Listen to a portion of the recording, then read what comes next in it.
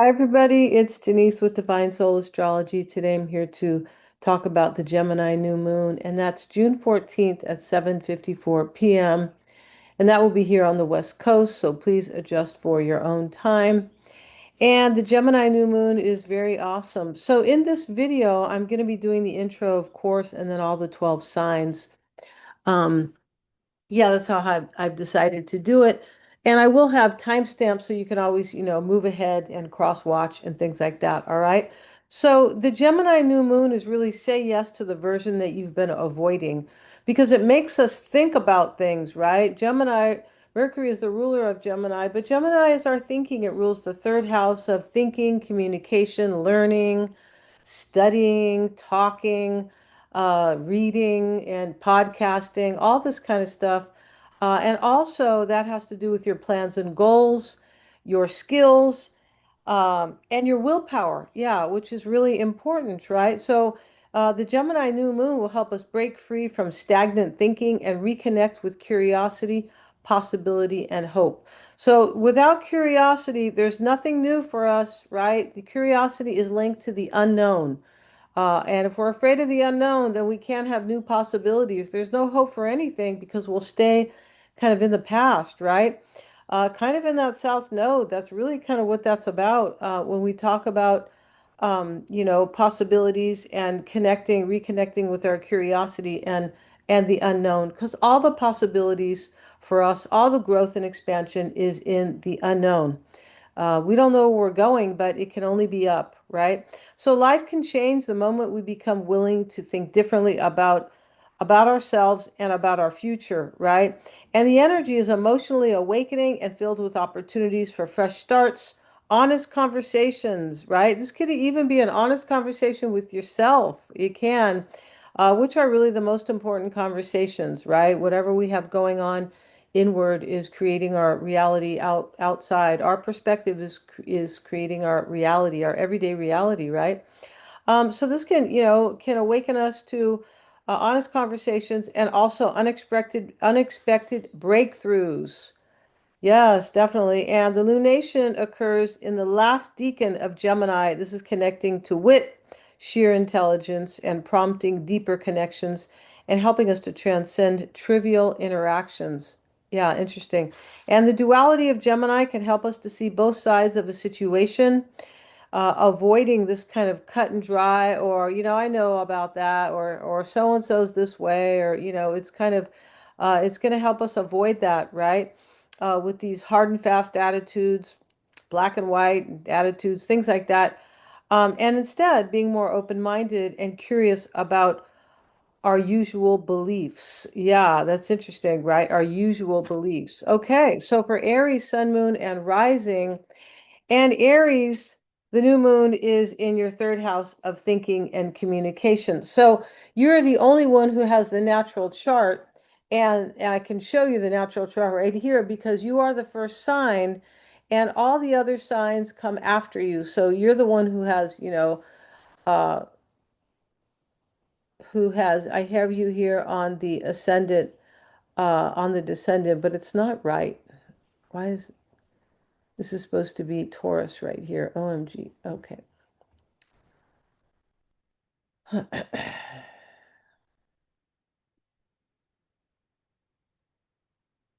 Okay, here we go. Okay, good thing you didn't go away. All right. So Aries, you were on the ascendant, but I had Capricorn after you. That's not the natural chart. Capricorn comes after Sagittarius, right? So here we have you here. And so, the new moon is right here. So it's in its natural house. Gemini rules the third house. And as I was saying, you're the only sign that has the natural chart because you start with the first house and all the 11 houses are sequential, right? So we have the new moon in the third house of thinking, plans and goals, everything I was kind of discussing in the intro. And the new moon ruler itself is Mercury, and here it is in your fourth house of emotional needs. This is your fourth house of home and family, or what you call home, your physical abode, and things like that. But it is your house of foundation. It's the house of your roots and the past as well. So for me, when we have Gemini there or Mercury in there, you're thinking differently Like you're not as emotional, it looks like. Not that you're a highly emotional sign, but we can all be emotional, right? And a couple days later, the moon will conjoin with its own with Mercury in Cancer, right? And the moon will make a conjunction, a quincunx rather, to Black Moon Lilith. Let's move the wheel a little bit. And let's look at Mercury as we move the wheel because it's kind of fun to do that. And here is the quincunx right here. And it's showing the date of, it's still on the 14th. Wow. Okay. We'll move one. Why is it not letting me move? Oh, let's move to the day instead of the moment. And here, see how we still have it on the 15th and we have it moving forward. So, you know, but this quincunx is asking you to make an adjustment. And it is to your ninth house of philosophy, your ninth house of growth and expansion and wisdom, higher purpose. This is also a house of education, and yeah, higher realms and religion as well. But here we have Mercury making that quincunx. It's asking you to confront a shadow, your shadow in some way, right? So, Black Moon Lilith has been sitting there for a good while. It really has. Um, and so, but it's still asking you to do that. And Mercury is our brains, right? Mercury is, when Mercury shows up, it's asking us to either analyze something or be smart about something, think about it. Yeah. And so, yeah, it's asking you to embrace something, Aries, about yourself, or actually confront something about your ego or your shadow, and let it go and just face it, right? Confront it, and so you can thrive. Here is part of fortune. Part of fortune is where you thrive. Yeah, and it's interesting because we thrive with different things, not just one thing, but one of these things that's helping you thrive is to kind of confront your ego, right? Yeah. All right. So, yeah, and then we have Mercury is also ruling Virgo. Oh, we'll talk about that in just a moment here. And Mercury is going to be conjoined with Jupiter. Jupiter is the planet that rules your ninth house, and Jupiter rules growth and expansion. It rules blessings. It can be good luck. It rules anything that is kind of big and dynamic. Jupiter always wants something to be bigger. That's why sometimes it can exaggerate. But Jupiter here is in your fourth house with Mercury, right? The ruler of the full moon, the new moon rather. So yeah, and Mercury is making a square also to Vesta, right? And so yeah, Mercury's making that square to Vesta in your house of self. Here's Vesta, and it's kind of highlighted here. Vesta is about our quiet devotion to ourselves. It's really about harmony and balance, and that's really what a quiet devotion can bring to us, right? It is associated with Libra because Libra rules harmony and balance. And so we have Mercury making the square. It's encouraging you to make an adjustment to establish more harmony and balance in your life, Aries. It could be to quietly devote yourself to something very important, right? And let me move this for a second, honey. Yeah, sorry, babies. Okay, so yeah, and then we also have uh, mm-hmm. All right. And you know what? Mercury is asking you to do that too. Um, is squaring also, excuse me, you guys, is squaring Capricorn, and we see it right here, not Capricorn, but Saturn, which is the ruler of Capricorn. Saturn rules achievement and the authority, achievement and ambition, but is really the authority, the mature authority we wield over our own lives, right? Saturn's been here for a good while here, and but that square is kind of asking you to uh kind of to it's in detriment too, excuse me guys, I keep looking away from the notes, but Saturn is in detriment in Aries because Saturn has to play by your rules or by Mars's rules. So here Saturn wants to do things kind of, it's in detriment because Saturn doesn't like Aries as much because Aries is freewheeling. I'm going to do this. I like it. I'm going after that. I'm the warrior. I'm the fool in the tarot. I'm the emperor. I'm in charge of my own life and kind of step aside so I can do whatever I need to do. And Saturn says, whoa, slow down. We're going to do it with maturity, self-discipline, uh, right? And we're going to take our time with patience. So Mercury is squaring you here um, to your first house. And I feel like that has to do with, you wanting to, or asking you kind of to be patient in what you're doing, but it's asking you really to be serious about something. If this is a new way of thinking in your fourth house, it's asking you to be serious about something, and perhaps committed as well, to look at something from a mature point of view, a fresh, new, mature point of view. All right. And Mercury is sextiling your natal Mars, offering a chance or an opportunity to create more wealth, or material comfort, or just personal well-being. So let's have a look at Mars. Here's your Mars, Aries, and we're going to move forward. It's sextiling. It's showing it right here. Okay, and it's showing it the exact day of the new moon. And it's really Mercury that's making the sextile. The faster moving planet is doing that. And Mercury is saying, hey, in your second house of money, as I said, material comfort could be just, well-being and self-worth. It could be saying, Mercury is kind of talking to you over here, saying, hey, you can do this. You can create more well-being in your life, or you can create more material comfort or more money, right? Or more financial stability in your life. Yeah, that's what Mercury's doing there. So that's something very nice, right? And Mercury is actually Mars is in detriment here. So it's really interesting because Mars is not comfortable, just like Saturn wasn't in Aries, but Mars is not comfortable in Taurus because Taurus wants things to kind of go slow, and to maintain the stability, doesn't like a lot of change. And Mars comes in and says, no, something new has to happen here. Okay, we're not so concerned about well-being or material comfort. I want to know what's possible for me. I want to know what I can do here. I want this new thing, or I have the courage and the drive to go get it. So during the new moon, lunation, that's what that is going to be showing you right there, that you can do something new here, Aries, something that is either going to bring you more money or more financial, or excuse me, or well-being. Yeah, and this is helping to motivate you to embrace a new perspective moving forward. All right.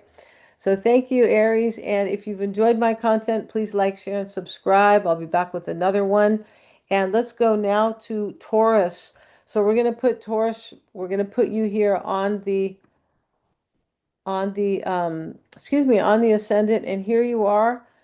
And yeah, let's see, we are here on the 14th. We're going to refresh the wheel a little bit. And so Taurus, the new moon is in your second house of well-being and material comfort and resources, right? This is also your house of self-worth. It is your house of values and possession. This is about what you value. That's why it's associated with self-worth, because we have to value ourselves. Yeah. If we don't, nobody else will do it. Maybe our mother, though, right? Yeah, your mother loves you no matter what, unconditionally, right? Or your child, right? Yeah. And so usually the small children will value you no matter what. When they get older, it depends, right? Yeah, but and the second house rules finance. I think I mentioned that. Mercury is the ruler of the new moon. It's in your third house right here. Mercury rules the third house in the natural chart. So this is about thinking for sure. The new moon is really has to do with that intro I was talking about, right? This is a brand new perspective for you as it relates to your second house of money. The new moon can bring you these fresh new perspectives, but it can be asking you as well, right? It can be kind of encouraging you to do that. So you're thinking, these could be thoughts, or plans and goals even. Mercury does rule that, and it's here in that third house, right, of goals and skills. So, this second house, though, it's being like kind of blessed by the new moon in Gemini, all right? And so Mercury also rules Virgo, and that is your fifth house right here, Taurus, your fifth house of create creative pursuits. This is the house of the heart, your talents, what you're good at. And it's the house of romantic love and sex. It is self-expression because it's ruled by the sun in the natural chart. The fifth house is Leo in the natural chart. But that heart, that sun, is how we shine outside or how we are, kind of the sun sign is kind of how you are. It can be like your professional, not necessarily, but your social personality, how you are outside, right? The sun cannot hide. So that fifth house, though, can be your creative endeavors, your creative ability, things like that, what you want to create for yourself. As I mentioned, talents and hobbies. Also fun. The sun has, the sun is life. And so this is the fun house, if you will, right? Yeah. And so, yeah. And so, see what else we have. And so Mercury is also ruling your 12th house of endings. Look at that. Yeah. And so not Mercury, your third house of thinking. We talked about that. I'm not looking at, let me get back to these a little bit, get back to these notes here. Mercury is squaring your 12th house of endings. Let's have a look at that, Taurus. Sorry about that. I get so into presenting and I forget about the notes. Here's Mercury making the square. Now, Mercury wants you to be smart. It's squaring. There's something you have to release here. And it's, it is making a square to Vesta and Saturn. Now, Vesta, this for Vesta, it is saying you need to create more harmony in your life or quietly devote yourself to something. Yeah, that may be associated with Mars because Mars is ruling this house. And Mars is in your first house. Look at that. So you're supposed to be leaving something behind here, something that kind of, and moving toward something that brings you more harmony and well balance with this, with Vesta there, right? Vesta is associated with Libra and harmony and balance. And the square is asking you to make an adjustment. It's also to Saturn. Saturn in the 12th house it can be about being a little bit more serious about something. And Mars is pretty serious in your first house, even though it's in detriment because Mars rules the first house. And not only that, Mars is always serious about something new. It's always serious about its drive, its courage, to make good on what it desires, right? Or to move toward that. So there's something that that you probably need to leave behind, right? Now, Mercury ruling your 12th house of endings and release in Aries, um, yeah, and it is also asking you to, encouraging you to kind of release anything that diminishes your well-being because of this Vesta, right? As it squares Vesta. And the square to Saturn asks you to potentially or perhaps let go of long-term goals that no longer align with you, that no longer align with this new kind of either intellectual or analytical um, kind of goal oriented with with Mercury or just intelligent, yeah, perspective, right? A new, fresh, intelligent perspective. Those It's possible that you have long-term goals that no longer align. You could be going, what? And Mars in your first house is really interesting because, as I said, Mars, I might have mentioned this, Mars is in detriment here. Mars is very uncomfortable here in your sign, but that is a message itself. So maybe there's something you're uncomfortable about, but you are going to be releasing here as Mercury squares your 12th house of endings. All right. And Venus, let's talk about your natal Venus. Where are we here? Mm-hmm. Yeah, and Mercury also, getting back to Mercury though, Mercury rules, I think I mentioned this though, but Mercury rules your fifth house of creative ideas. So Mercury is, the ruler of the new moon. You could have some really fresh new creative ideas that you are kind of being kind of maybe, propelled into moving forward, right? Mars in your first house is encouraging a new motivation. It is. Yeah, and likely prompting new creative ideas for you, for sure. Uh, mm-hmm.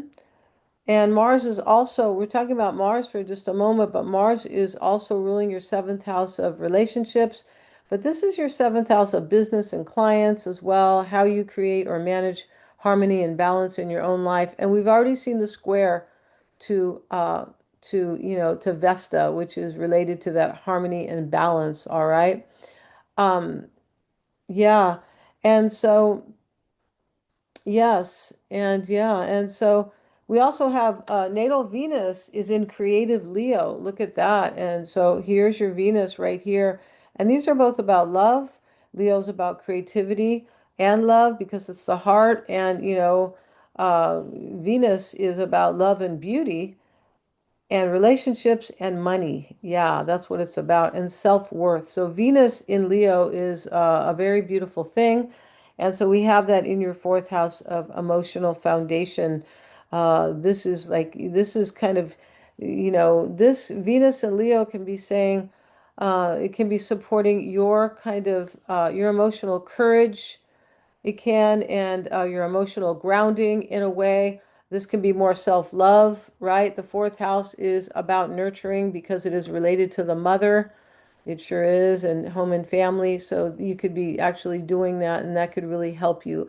I'm also a Taurus moon, so I'm resonating with this video. I am, or with this reading for sure. I am. Let's see what else I might have for you. And we have Venus, right? Here's Venus making it's conjoined actually with Jupiter, right? Jupiter is still in Cancer at the time of the new moon. Jupiter, it loves to be in Cancer. It's exalted. So, between the third and the fourth house, actually, it looks to me that Venus is, the planet of love and self-worth. Venus is also about your self-worth and your self-love. It sure is because it rules the second house, your house, Taurus, in the natural chart. It is your ruler and you rule well-being and self-worth. That's what Taurus is about, right? Stability, self-worth, well-being, self-care as well. And so for me, Venus is supporting you right here, supporting your third house of thinking, your ideas, your creative ideas. It's in Leo, and that's a beautiful thing. And it is also getting the aid here of the other benefic, which is Jupiter. Jupiter is blessings, it's opportunities, it's good luck. It rules the ninth house of growth and expansion, Jupiter, wisdom, and higher purpose. So you probably have some type of higher purpose here when Mercury is the new moon, rules the new moon and your fifth house of creative pursuits. All right. Yes. And so Jupiter's in that third house of thinking and ideas in nurturing Cancer that is supporting you. Yes, and Jupiter, interesting with Jupiter and your own natal Venus, they're supporting your emotional stability and your rational mind because Venus is supporting your emotional needs here and Jupiter is supporting the rational mind. And what this is, respectively, is Venus is supporting the divine feminine, your intuition, and that mind really, which is the right brain, I believe. But this Jupiter is supporting the rational mind, or the mind we use to, do everything we have to do, the divine masculine, really. Everything we have to do in our waking lives, right? That's more masculine. But when we are trusting our intuition inner, this is receptive and intuitive, and that is the fourth house. So that's very beautiful. Your intuition could be higher these days when we have your own natal Venus in the fourth house. It could be. And we also have Venus is sextiling Uranus, right? The planet of change and innovation in Gemini. And so here's Venus, and it is making that, it's right here. We can see it if you're looking at the screen today, right? But Venus is making that sextile. Sextile is, favorable. We have to engage in it. It's a social aspect. Maybe that's why they call it sextile. I mention that every time. You can't have sex alone, at least not, traditional sex, right? Or the true meaning of sex, right? So we have that Venus making that sextile to Uranus. It's giving you an opportunity for change. Because, Taurus, you really don't like change. And I had to learn that with the Taurus moon. I'm like, oh my goodness, I thought I wanted, change, right? Because I'm a Sag too and a Gemini, and those are both mutable signs, and we like change, but your moon is important too, right? It rules your emotional needs. So here we have that helping you to create change, but also to do that with and still, remain kind of stable. It's not a good word, right? But to remain kind, just to kind of not kind of, maybe shake kind of the stability, right? Because, Taurus is like stability. It's an earth sign, right? It's an earth sign and it's a fixed sign. So they for sure like that same stability. Why can't things stay the same? They're really good, right? But we can never learn anything new or move ahead if we are afraid of change. That's how that works. So that's helping you. And that is to your second house of well-being, material comfort. And you guys love that. Yeah, bringing an opportunity for something new and innovation. And it is supporting your relationships, your money, and your own emotional foundation as well. All right, Taurus. So thank you so much for joining me here. If you liked my content, please like, share, and subscribe. Hit the little bell, and you'll be notified of my next video. If you want a reading with me, you can go below to explore your own chart, right? Which is highly fascinating and healing in many ways because it is very awakening and empowering. Yeah, it is. And not enough time to talk about it here, but if you'd like a reading with me or you'd like to explore that, go to my website. It is in the description box. So for Gemini, this is your new moon, right? It sure is, in your first house of self. So let's put you on the ascendant. And here you are, Gemini. And so, yeah, the new moon is in your sign. And for you, there is definitely change in the way you're thinking about something. Your perspective has changed. It's more open-minded because of the duality with, with Mercury. The only issue with duality, not here, not really here, but I mean, in a general context, is that, it might be hard to make up our mind, right? Because we like both. We may like two things, right? All right. So Gemini, Sun, Moon, and Rising, and the Sun and the Moon are opposing Black Moon Lilith and what's his nice name over here? Yeah, part of fortune. Okay, so part of fortune is like how you thrive.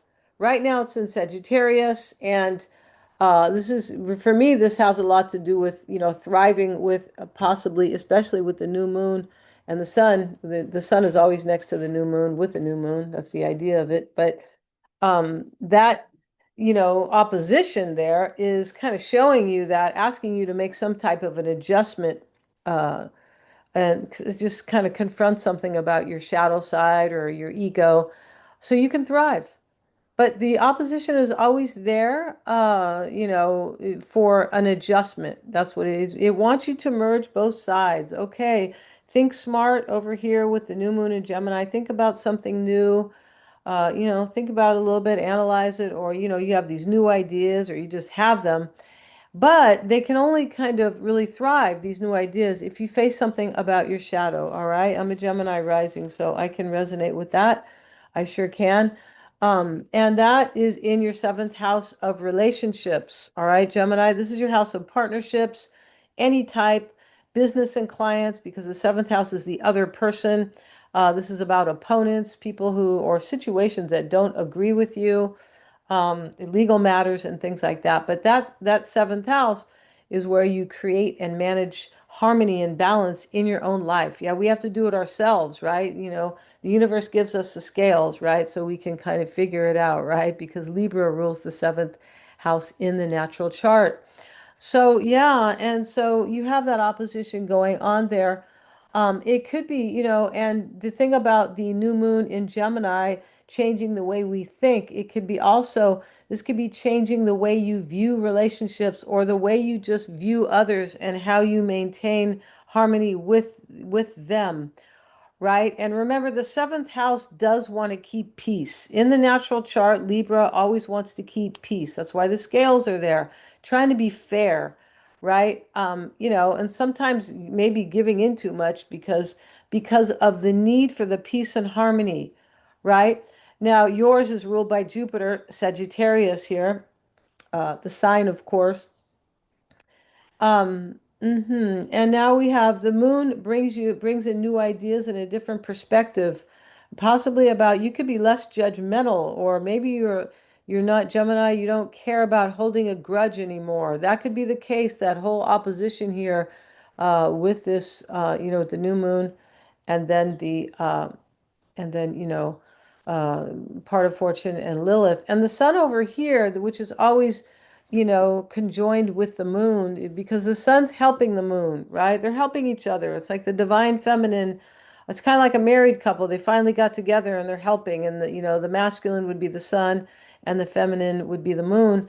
But the sun is helping to illuminate something. Yes, it is. And so is the moon. It's different. It's a different illumination. And so here we have the sun illuminating something inside of you. Maybe you are less judgmental, as I said. This is the house of judgment. It really is, because it's the house of the judge and legal matters. Yeah, for sure it is. All right. So let's see what else I may have for you as well. We have natal Mercury makes a, yeah, I think I just mentioned that. Um, yeah, making that opposition to, well, I talked about the sun and the moon one here. Let's see what natal Mercury is doing. Yeah, it's making that quincunx. So the actual from the sun and the moon, it was over here. And the opposition is very similar to the quincunx. The quincunx is, it's a little less, it's more of a minor aspect, but it's still asking for an adjustment on your part. All right. Now, Mercury is in nurturing Cancer right now. It sure is your ruler. And where is little Mercury at with the hat on? Right here, right? It's got his little hat on for school, right? And Venus is over here. She took it off. She took off her hat because she said, I'm not so concerned with, learning in the cerebral. I'm concerned with love, right? Of course, right? So I'm concerned with love and harmony and peace and stability, even money, right? Because money brings financial stability. So, yeah, we have Venus and not Venus, but Mercury, and Mercury also rules your fourth house of emotional needs. So, that can help you. This does help you, not to be so emotional. It can, but Mercury rules this fourth house, and it's in your third house. It's in your second house of well-being. So, and Mercury too is um, making an alliance here, over here in your second house of well-being and financial stability, making an alliance with Jupiter. It's a conjunction, and it moves into more of a tight conjunction as the few days, as the week kind of, figure kind of moves forward. But the lunation can be for 2 weeks, right? The new moon can last for 2 weeks, and the full moon can even last longer. But we have this, Mercury is telling Jupiter, hey, look, you can really grow and expand here if you kind of change, have a kind of a new perspective. That's what it is saying right there. And and then Jupiter says, I'm the teacher, keep quiet, Mercury. I'm just teasing. It doesn't say that, right? Because Jupiter rules the ninth house of teaching, right? So, yeah. But yeah, and so we have that going on. We have them helping each other. And then we also have, as we move forward, we have, they will all be conjunct or pretty close. The moon will move forward, and the new moon will be right here on the 16th. It's going to be right here next to your Mercury and next to Jupiter. So the moon is saying, hey, is a same thing, kind of new perspective, fresh ideas on how you can grow and expand or reach a higher potential, possibly, right? Yeah, because Jupiter rules that, right? It is also wisdom. So you're probably gaining a lot of wisdom right now with the new moon. You could be Gemini. I mean, I feel like I have learned uh, have been kind of, experiencing, this wisdom as well with the new moon. I really feel like I have. It's a happy new moon. It's a social new moon. It sure is. Gemini is social as well. hmm And so, yeah. And so then we're going to have Venus there. I think I mentioned Venus. Yeah, Venus. They're all going to be supporting one another. Venus and Jupiter, they're both benefics in your second house of well-being and financial comfort, and your third house of ideas. Yeah. And so, and Jupiter, let's see what Jupiter is ruling for you. Jupiter rules your 10th house of career. Look at that. That's beautiful, Gemini. So you might have fresh new ideas about your career. about how your authority in your own life, right? Which, your social status, your social role. Maybe you're trying to raise the bar for yourself. You could in some way. And it's in Pisces. So, Pisces for you, Jupiter ruling the 10th house. It's a really beautiful thing. But in Pisces, it's definitely asking you to trust your intuition about your career, about your social role, right? Um, and so we also have Jupiter ruling your seventh house of relationships and where you create harmony. I didn't mention that earlier because we weren't really discussing Jupiter, but remember the whole, the whole opposition from the sun and the moon to Lilith and part of fortune, right? So there is something to do about in this reading with your new perspective and your new ideas. Maybe it's new skills, new plans and goals. Definitely could be because Mercury rules that. But in your first house, yeah, I mean it does. In also in the natural chart in the third house. But there could be something here that definitely has to do with career or how you maybe business and clients as well, or how you kind of, create harmony maybe with, clients, right? If you're reading astrology charts, for example, in case you are, these charts, if you're really if you're approaching the chart from a healing perspective, which is the way I do it, and showing all the talents, the soul gifts, and also the hidden lessons or the karmic lessons. We all have them. When we show that, that is part of the eclipses and and the nodes in your chart. But when we show that, we have to do it from a way of, we don't want to knock anybody off balance when we are explaining the soul, not the gifts, but the lessons and also the lineage. And that's where the healing comes in, past lives and trauma and all this kind of stuff. So maybe you're doing that, right? Because you have to do that in a way that keeps the person in harmony when you are reading for them so they can heal, right? You don't want to like kind of hurt somebody. No, you don't. That's the whole point of the reading really is to help people heal and transform or overcome and transform and reach their true potential. That's what astrology is about in the first place, right? So let's keep going here, Gemini, because if you're not into astrology, if you're watching, you must be to a certain degree, right? Yeah, and the planet of mhm. Yeah, and let's look at here. We were just talking about the nodes, right? And the sun in Gemini is also it is, as we move forward, it makes a square to the north node. It makes a trine. I beg your pardon. So here's the trine, right? And the trine is adding a flow for you to reach your true potential. So that's what this is about for you, Gemini. It's about kind of raising the bar for yourself, which is a really beautiful thing, right? Yeah, and so, and that North Node is in your house of career, as I was mentioning a little bit earlier, right? The North Node is where we want to go. It's our true potential, it's our higher purpose. And, some people want to call it fate and destiny, but it's always the unknown, right? And we move away from the South Node, which is always what is known and familiar, where it can be limiting, and we can't grow from a place of when we stay in what is so familiar to us, right? Yeah. All right.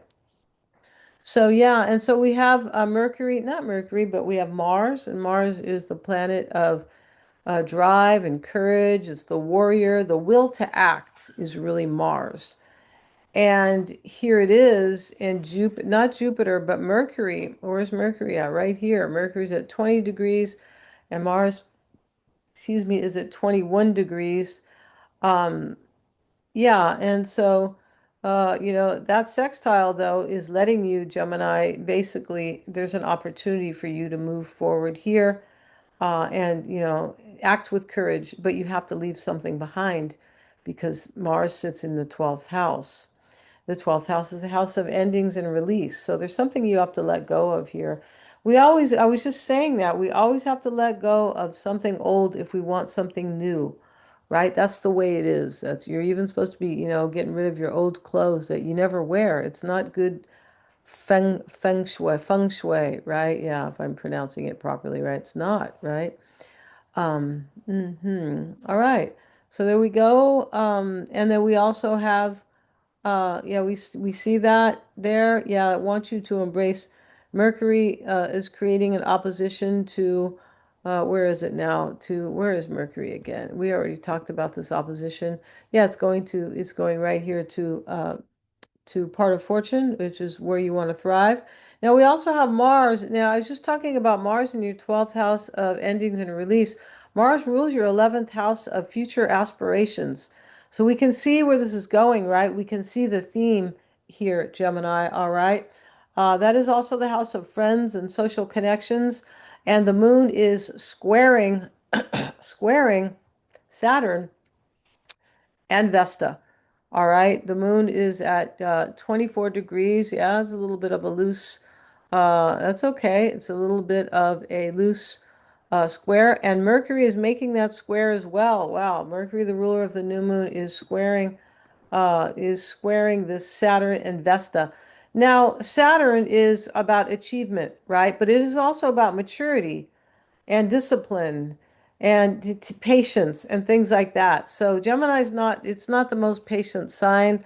All right, don't get mad in case you're going, yes, I am, right? But that would depend on your own chart, right? But Gemini as an archetype, because it's fast, it's wind, and it's also mutable energy. So it's not like a real patient, right?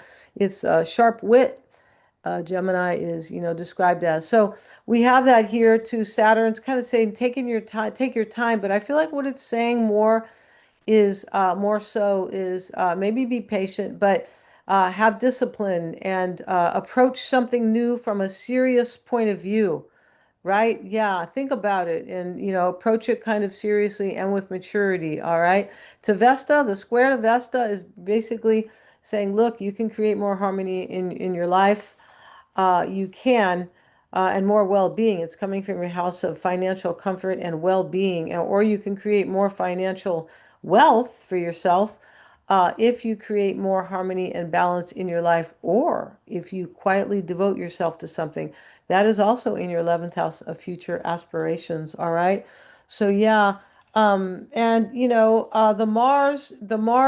this Mars kind of, where is Mars? The Mercury square here, because Mercury can be, social media. Yes, it can. So is the 11th house, because it's the 11th house rules the internet, right? The big world.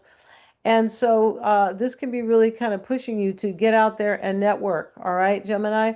We like it. I'm a Gemini rising. We like it, but I guess if we're busy sometimes, we have to remind ourselves, get out there and network so you can meet, people, like-minded people. That's what that's saying. And, if you're running your own business, you're always going to want to meet like-minded people or people who can bring you clients and things like that. All right. So thank you so much for joining me here, Gemini. If you've enjoyed this, please like, share, and subscribe. Hit the little bell to be notified of my next upload. And yes, and happy new moon, all right? And so here we have Cancer.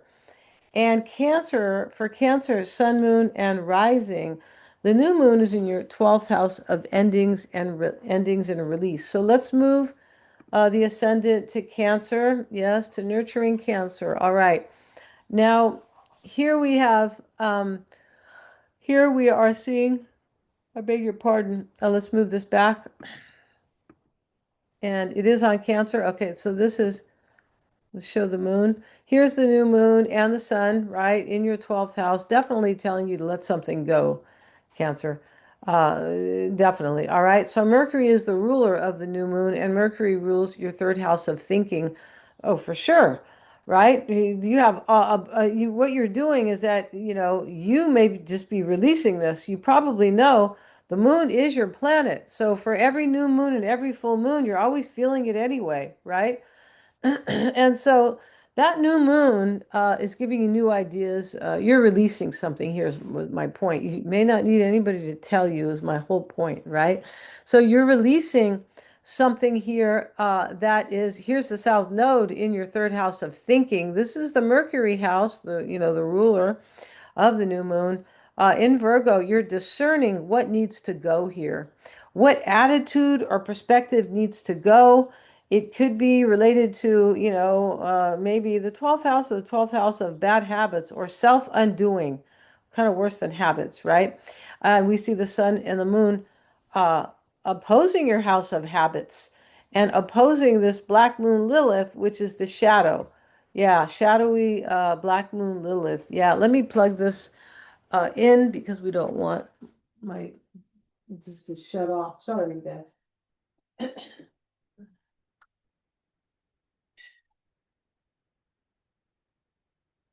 Just a moment here. Thanks for your patience too. All right. So, yeah, so there's something, and that's the 12th house of illness, fears, illusions, things we got make up or make up. Sometimes we'll make up things. We can, but that's the 12th house. You may or may not, right? But in fears, sometimes fears that, sometimes we're afraid of stuff that never ever happens, right? We don't want to do that, right? No, we don't. With the new moon, you're definitely kind of releasing whatever that is. And yeah, so let's see what else I have here for you. And yeah, and then Mercury is in your first house of self. So if anybody's going to feel this besides Gemini, and a couple other, you're really going to feel this, excuse me, big time, right? Not just because the moon is your natal luminary or your planet, sort of, it's because Mercury's in your first house of self. So Mercury is telling you something very personal about yourself. For sure it is. The South Node is being squared by Uranus, and Uranus is in your 12th house of endings. Uranus is change and innovation, making a square to the South Node, really encouraging you or kind of could even be compelling you to release the past because the South Node is always associated with the past, the familiar known. And the familiar known is always limiting. Yeah, it might be, there's some good things about the familiar known, but it can never help us. It doesn't help us get to the North Node. This is also associated, the South Node, with lack. All right, wounds of the past. It can be our lineage as well. It can be family wounds sometimes, but it's just it's where we are moving away from. So as we evolve, that's really what that's about. So there's a square there from Uranus, right? Now, um, yeah, let's see what else I have for you as well.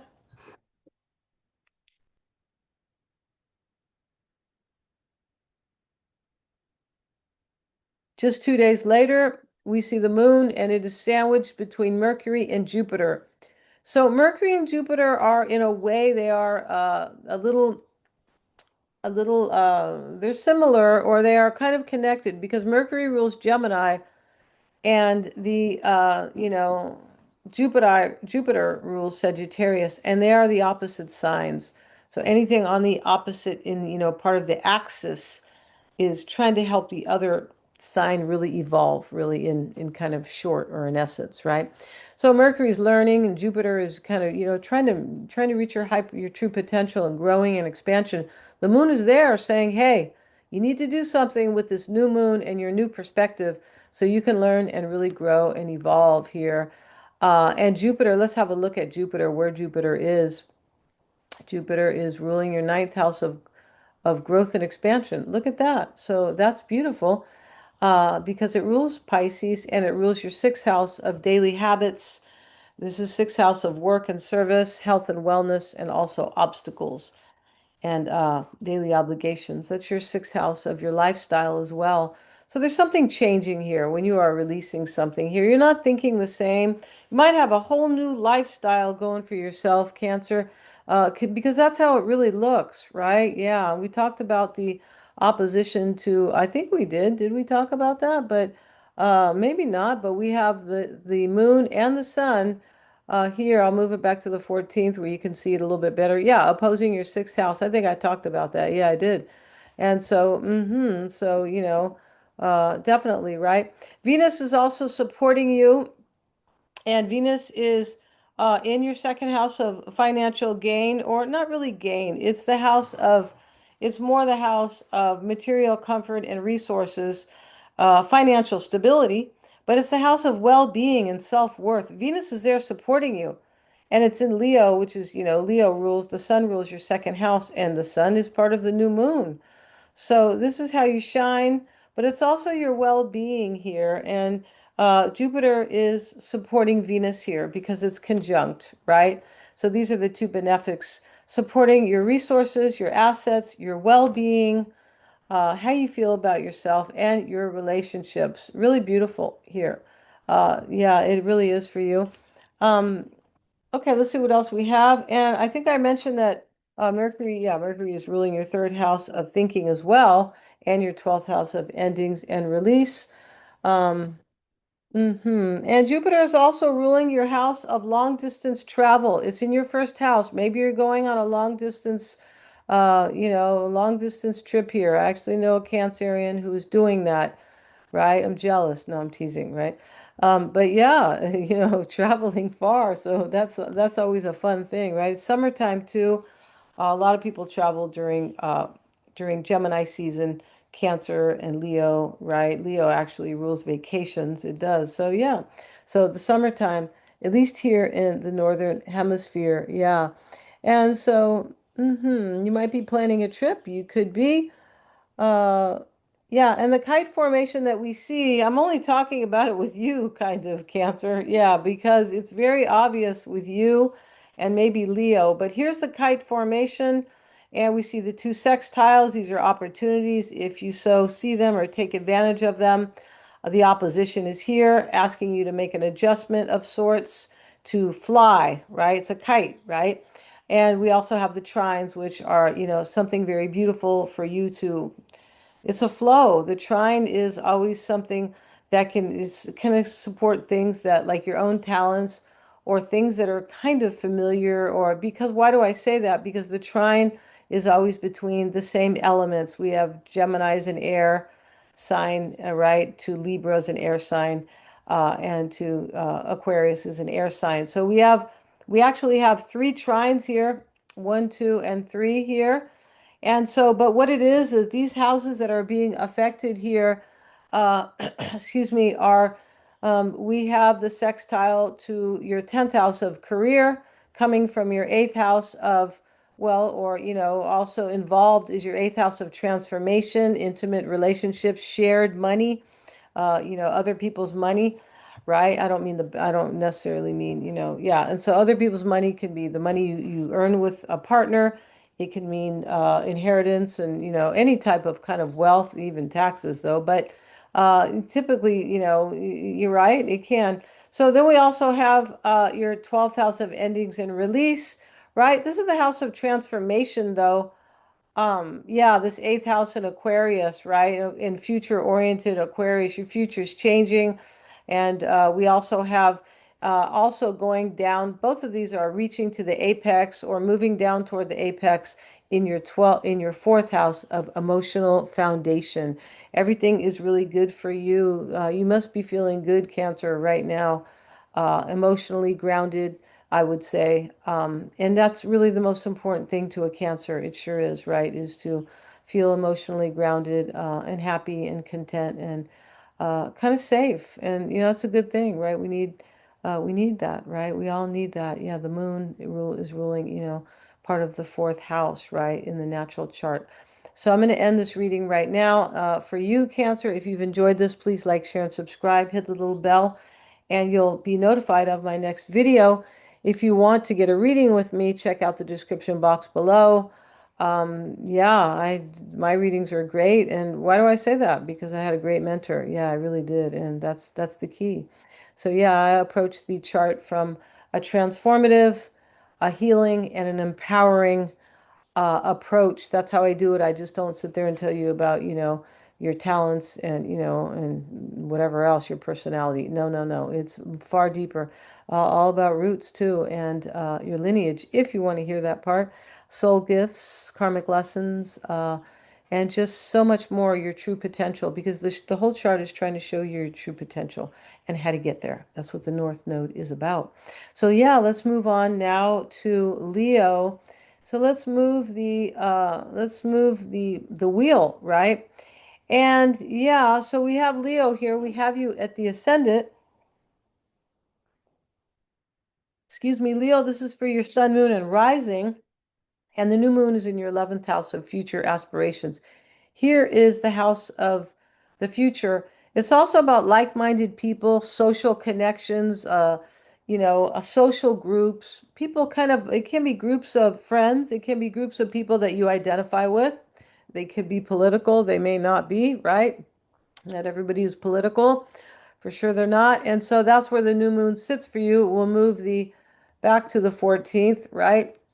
And here's the new moon with the sun.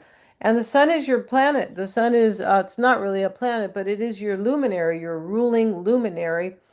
And the sun is opposing your fifth house of, and the moon opposing your fifth house of self-expression. So this is your house of talent and how you show yourself, self-identity, the house of ego, but it is the house of talents. Yeah, it is. And how you shine. So that opposition to Lilith here is asking you to confront something about your ego. And Lilith has been there for a little while. It has. We also have, and it is your shadow. It is. So, confront it and let it go. Move into the light and out of the dark because that's where the shadow is. It's in the dark, right? Yeah, and then we have the part of fortune here, which is how you thrive. So there could be something maybe that is changing about your philosophy, maybe, right? Because the new moon in Gemini is bringing fresh ideas and a fresh perspective, which can change our beliefs, right? Sagittarius rules beliefs. They sure does down here in your fifth house. So let me see here. And yeah, and so that sun and the moon is making a perfect conjunction both at 24 degrees. And what does that mean? Those are both sixes, and that is there's a recognition or an illumination with the new moon. Yeah, very beautiful. And the sun illuminates as well, right? For sure. The sun illuminates the earth, right? The sun talks about clarity. It sure does. And so there that is. You may be having Leo, you could have a recognition about how to move forward, right?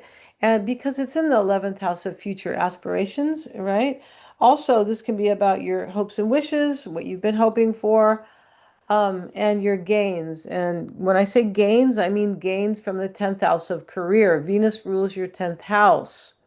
So let's look at that real quick here. I'm just going to kind of move away maybe from these notes, maybe. Um, and so, yeah, and so that's Venus is, where is Venus actually? Venus is ruling this 10th, and Venus is in your sign. I beg your pardon here because you're my fifth video now, Leo. Okay, maybe I'll take a break at number 6, right? But here we have Venus here in your first house of self. So this can be really about self-love. It definitely can. And this could be that, Venus and Leo can also mean that a lot of love. You could be really romantic with somebody right now. You might be ruling, yeah. And so, uh, yeah. And so Venus and Leo can also mean, you're making more money possibly with your creative endeavors. It can mean a lot of things. It really can. And self-love as well. Self-love is Venus. Yeah, but we have Venus ruling the 10th house, and let's see what aspects. Yeah, it is making a sextile to Uranus in your 11th house. Venus is in your house of self, and this is saying, offering you an opportunity for change so you can move forward easier, as I said, right? Yeah, because that sextile is it's an opportunity that you can take, but you have to take it because the sextiles are considered like a social aspect, right? And Gemini is very social. Gemini asks you to get involved, right? It asks you to network. It asks you to talk to them, right? Because Gemini is communication and it rules duality in the twins and right, it rules thinking. But anyway, we have that sextile there.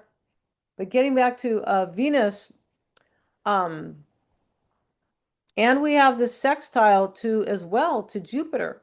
Okay, we'll talk about Venus a little bit more up here, the rulerships. But this Jupiter sextile as well, which is supporting Venus, they're both benefics in your 12th house of endings.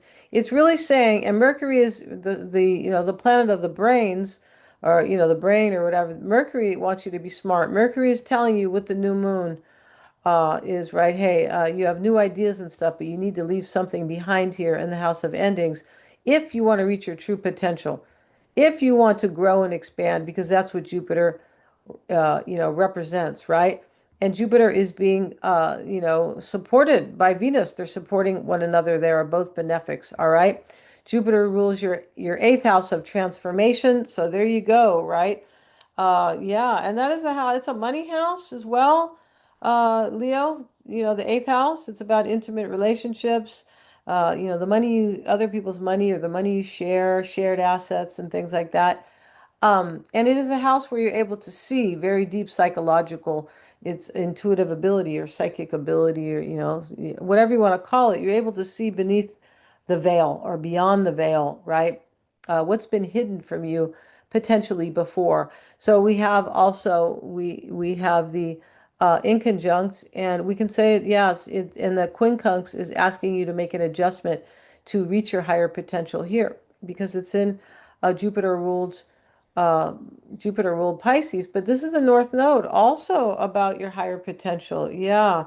So these fresh new ideas can definitely be helping you do that. All right. Now, Mars is, showing up in your 10th house of career.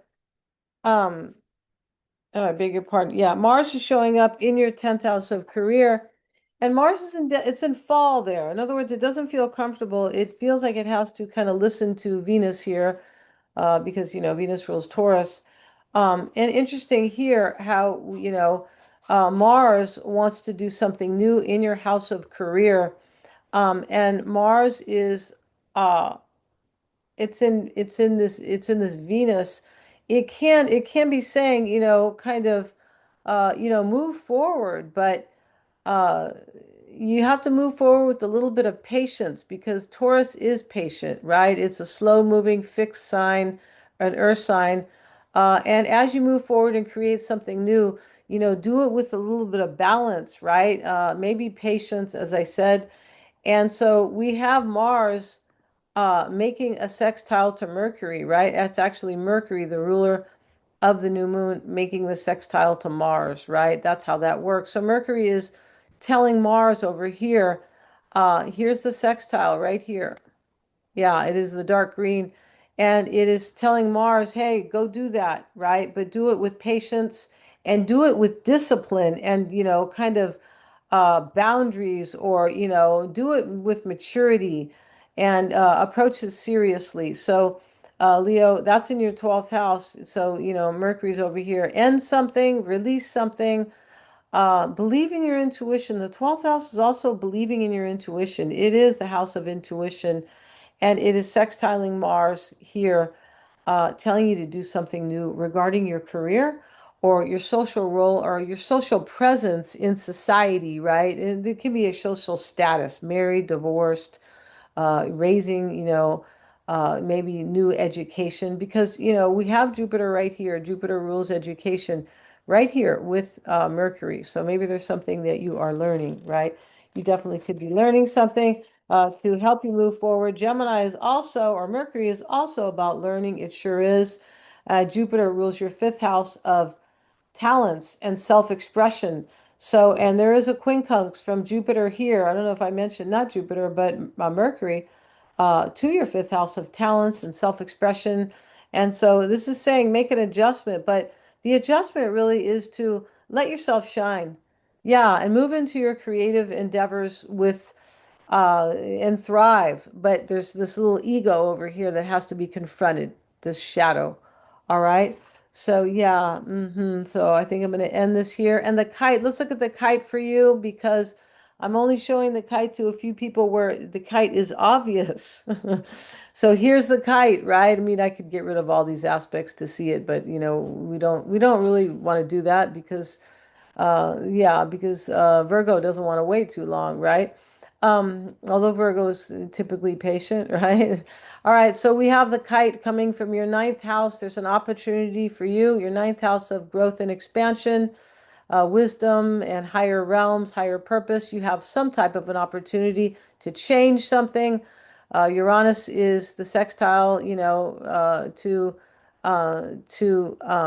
from Uranus in your 11th house of future aspirations for change and innovation. You have an opportunity to do that. The kite helps you. The new moon helps you for sure, and also to your seventh house of relationships, or this can be business and clients, Leo, but it can also be how you approach or manage and create harmony and balance in your own life. Or you might have a fresh perspective on trying to keep, balance and harmony in your own life, right? I mean, what's an example of that? Things don't bother you so much about, somebody, even if they're making comments, right? Or you're just like, maybe you kind of ignore them and don't give it your energy. I'm feeling that right now, and I'm a Gemini rising. Yeah, I don't really care what, say. That's kind of their thing, right? They're usually projecting, right? Yeah. So then we have also, um, yeah, and so we also have a trine, and that is here to your third house of thinking right here, which is related to the new moon. Yours is ruled by Venus, and we have it from Uranus to in your house of future aspirations, and that's where the apex, or where everything is coming down to your third house of thinking. This is your house of goals, skills, plans, willpower. Yeah, it is. And very beautiful, Leo. And so thank you so much for joining me here. If you've liked my content, please like, share, and subscribe. Hit the little bell, and you'll be notified of my next video. Make a comment down below. That would really be great. That helps the channel grow. And that's what I am trying to do right now. And my website is below if you would like to explore your own natal chart. It's highly fascinating, and I approach it from a place of empowerment. Yeah, this is what I'm trying to do with your chart. I'm not just talking about your gifts, right? Which Leo has a lot, right? No, I'm not just, or personality traits. No, no, no. Far more deeper than that, right? So let's move on now. Thank you, Leo. And let's move to Libra, or Virgo, rather. It's Virgo. So Virgo, for Virgo, sun, moon, and rising. And let me go to my notes, even though they kind of get left behind here. They do, right? But that's okay. Just get too excited and passionate about delivering your horoscope, right? So we have Virgo for you. The new moon is in your 10th house of career. And here is the new moon right up here, right? This is the top of the chart. This is your career. It's how you show yourself to the world, your status, your reputation, your social role, your social presence. It also has to do with the authority that you rule or you wield, or you maintain, maybe your ambition and your authority over your own life. All right. Now it's there, and it is, you might have brand new ideas about your career or your social status. Maybe you want to change your social status. Maybe you don't. I don't, it can be career, the social status. It can be a social role, like you want to get married now, right? Or you want to get a divorce. Those are social roles. Even having a child is a social role to me, become a mother or a father. But there's many of them, right? And so maybe there is something going on there. Mercury is ruling your, uh, let me see here. Mercury is, and the sun and the moon, let's try to stay with the notes here because it's a little easier. The sun and the moon here are opposing your fourth house of home and family. So what's going on here? This is the axis of your private life and your public life, or your professional life, or your social life. But this down here, the sun and the moon is opposing, right, from the house of career and social roles, or your professional life or your social life, right, is opposing your private life here, or your home and family, where we see this excuse me, this shadow, right? That's Lilith, Black Moon Lilith. So the opposition always asks us to make an adjustment, right? So it's asking you to confront something about your shadow that has to do with either the past. The fourth house is the past. It's the mother, home and family, lineage and roots, and emotional foundation. All right. So there's something that you have to confront about your shadow that has to do with those fourth house themes in order for you to thrive. Part of fortune is there, and part of fortune is about thriving. It is. So, and so part of that thriving has to do with new, fresh ideas about something major in your life over here that has to do with these 10th house themes, right? Um, yeah. And so, mhm. And Mercury, the ruler of the new moon, is in your 11th house of future aspirations. So you definitely want something new here when Mercury, right, which is fresh new ideas with the new moon, is in your 11th house. So you have new ideas about the future. Yeah, there's something you want here that's highly different than what you have right now. It does look like that. So in that, and Mercury is in that 11th house. It's also about people who share your attitudes. Yeah, it's like-minded people and your philosophy, perhaps, or they share your views, right? Could be. This is also your house of hopes and wishes and gains from the 10th house of career or your status, right? Wouldn't that be great if everybody just got, if everybody had gains from their house of status, right? And that means we all would have a status, right? Or some type of, high social status kind of. But yeah, and so, and this is also your house of long-term goals. Yes, it is. Let's see. And so Mercury in Cancer is in Cancer, so it wants you to analyze things from a balanced point of view. All right, because Mercury can, kind of sometimes I'm a Gemini rising, so sometimes we might not think emotionally enough because it just rules the rational mind, doesn't rule the heart or the emotions, but it's in Cancer. So for me, this is a balancing out here. Cancer is saying, well, you better be a little bit nurturing or a little bit kind here while you analyze what you want, or be emotionally grounded a little bit. And that's what the combination is doing there. All right. Now, you also have, um, and Mercury is ruling, it rules your first house. Yeah, I don't know if I mentioned that. That is your ruler. So this is a very important new moon for you. It is, or an important lunation, right? And now we have Mars. All right. Mars is in your ninth house of growth and expansion, higher realms, wisdom, higher education, and purpose. Yeah, this is the house of what is meaningful to you. So Mars is in that house telling you, you know what? You need something new, something that is more meaningful, or something that will help you grow. That's what Mars is doing as it's transiting your ninth house. And so Mercury makes a sextile to Mars, right? Your Mercury in your 11th house of the future is sextiling Mars. Mercury is the brains, and it's telling Mars to do something new that is more meaningful. That's how that works, right?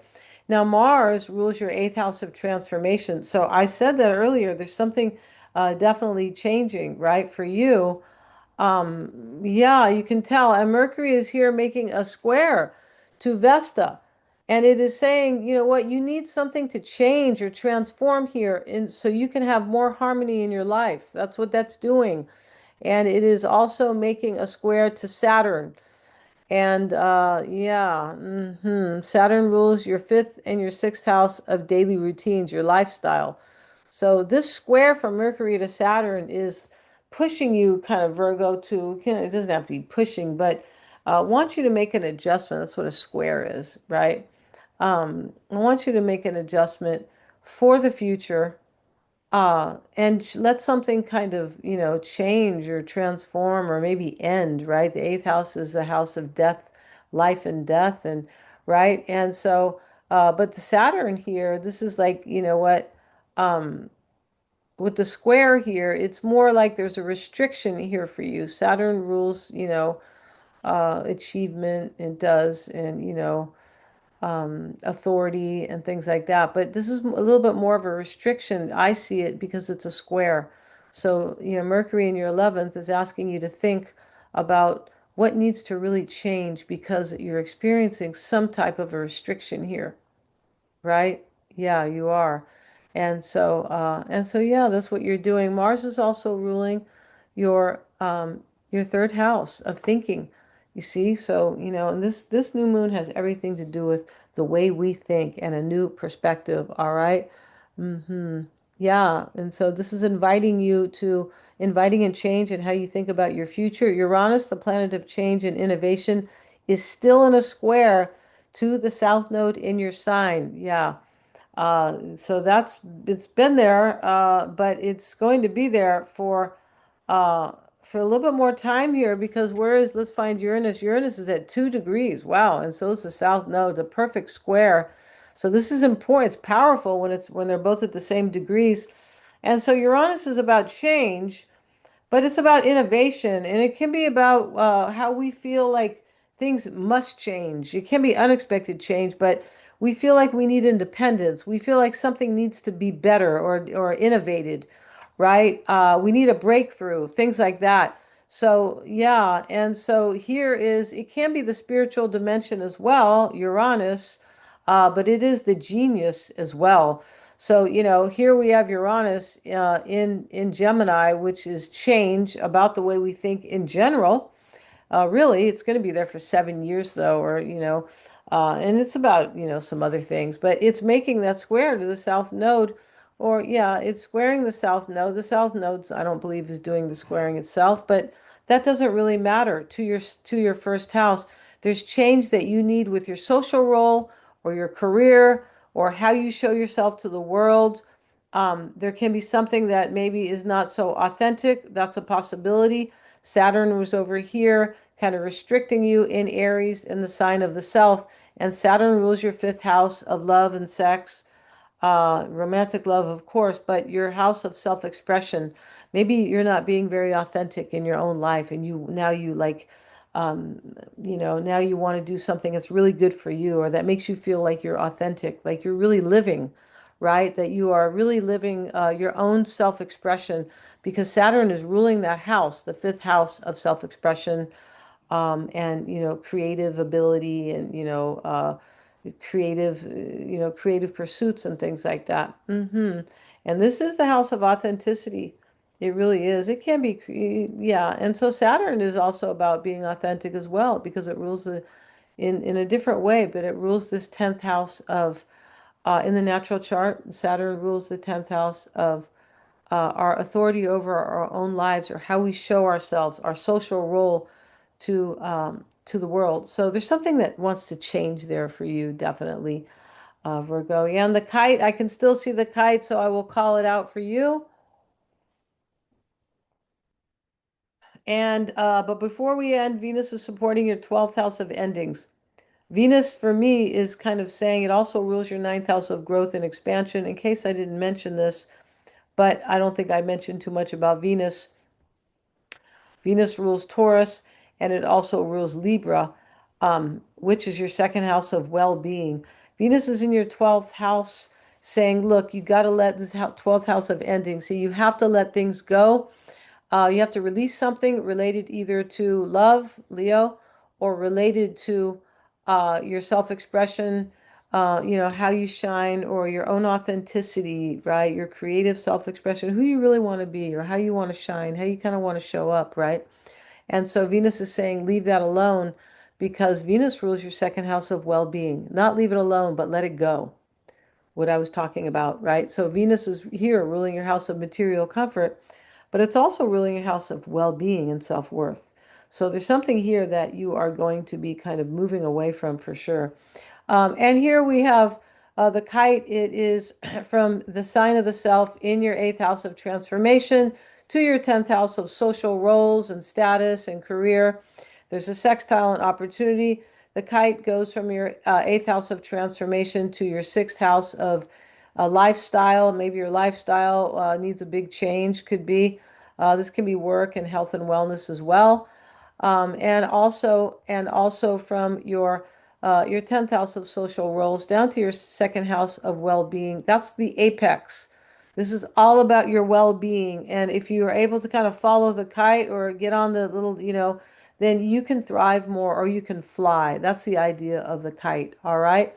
The opposition is, right, the only thing that needs an adjustment is between your eighth house of transformation and your second house of well-being. Something has to change for you to feel better, or something like that, or yeah, well-being, um, stability, kind of, right? The stability that you feel like in your own life. All right. So thank you so much, Virgo, for joining me, and I will see you in the next one. I sure will. If you liked my content, please like, share, and subscribe. Hit the little bell. You'll be notified of my next upload. If you want a reading with me, check out the description box. And my website is there. Make a comment. It really helps me to to get to actually to be monetized. It really does help. So make a comment, ask a question. I will definitely be checking the comments to answer all your questions, all right, about astrology. So thank you so much for joining me here. And now we're going to move on to Libra. Hi, Libra. It's Denise. So let's go ahead and do Libra, Sun, Moon, and Rising. And let's put you on the Ascendant, Libra. Excuse me. And let's find you here.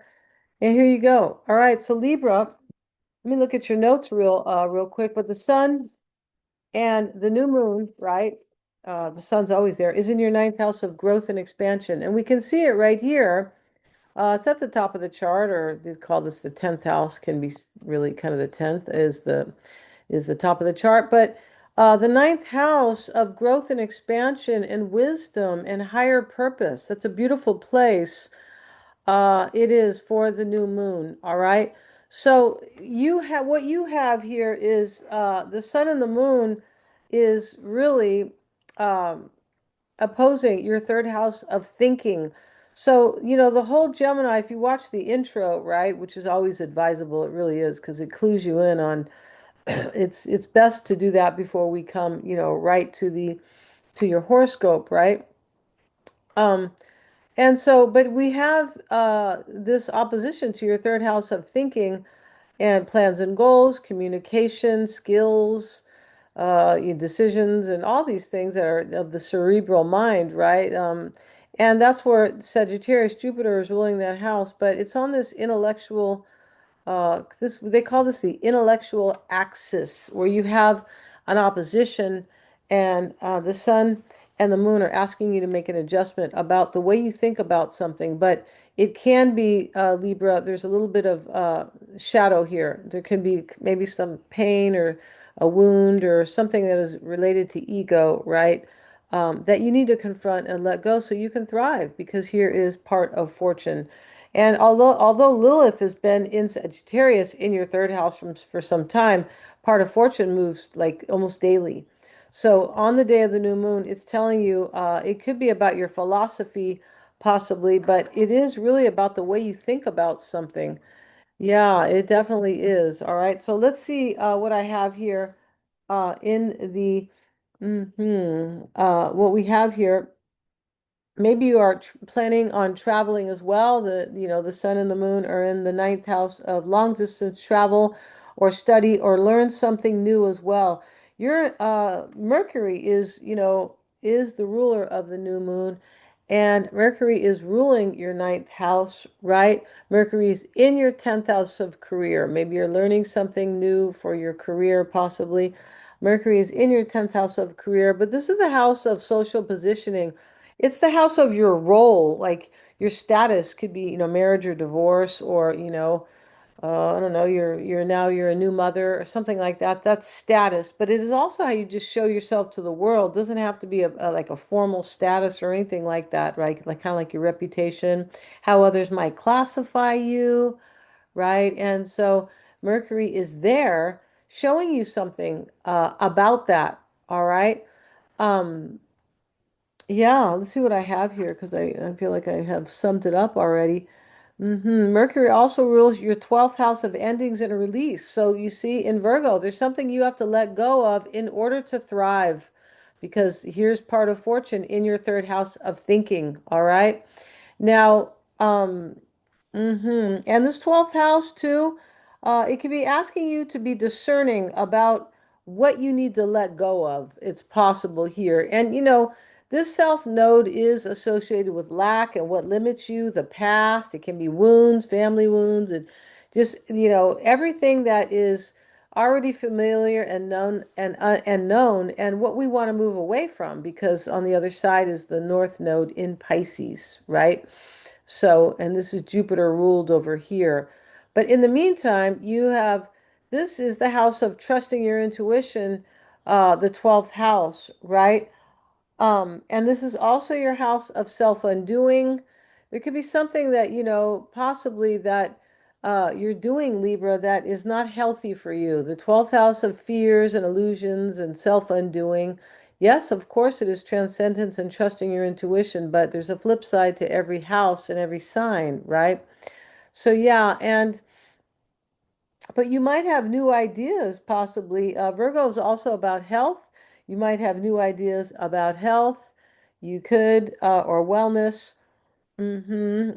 And you're thinking differently about that, right? That's a possibility. The new moon is in your ninth house of philosophy and religion. I mentioned that I called it growth and expansion, right? And higher purpose and wisdom. But it is this house of long distance travel and philosophy and religion. Maybe there's something that kind of is changing about your beliefs a little bit that has to do with religion. That could be. This is also, there's a square here from Uranus to your 12th house. This is the house of spirituality, and the ninth house is both spirituality and religion. So there's a square there, and it is to this Mercury ruled Virgo, right? Mercury is the ruler of the new moon. So, yeah. And so, you're like your beliefs could be kind of changing or something. This is the ninth house of belief, right? Beliefs, your belief system. Yeah. Natal Venus, let's talk about, um, oh, yeah. And so here, we talked about, we talked about Mercury, is in your house of career, and Mercury is squaring Mars. That's before we move on to natal Venus, right? Mercury is right here, and it is making a square to Mars. And did I say natal Mars? No, it's not natal. It's just no. But Mars uh, is in Taurus, and that is ruled by your ruler, which is Venus. Mars doesn't want to be here because it has to be patient. It's in Taurus. It has to take its time. It has to kind of think about well-being and, self-worth, and Mars doesn't want to do that. That's why Mars is kind of in fall here, but they're very different. Mars is wants to just do something new and very impulsive, and Taurus is like saying, "No, you got to do that. You got to follow my rules because you're in my house, right? You're under my domain here."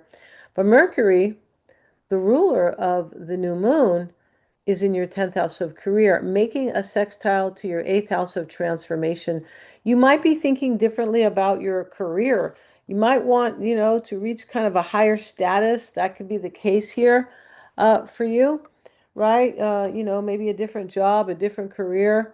You definitely could. Mercury's ruling that 12th house, and there's always an opposition between this house of endings and release to this house of work, right, which is ruled by Jupiter. And Jupiter plays an important part in this reading. It does because it's here uh, conjoined with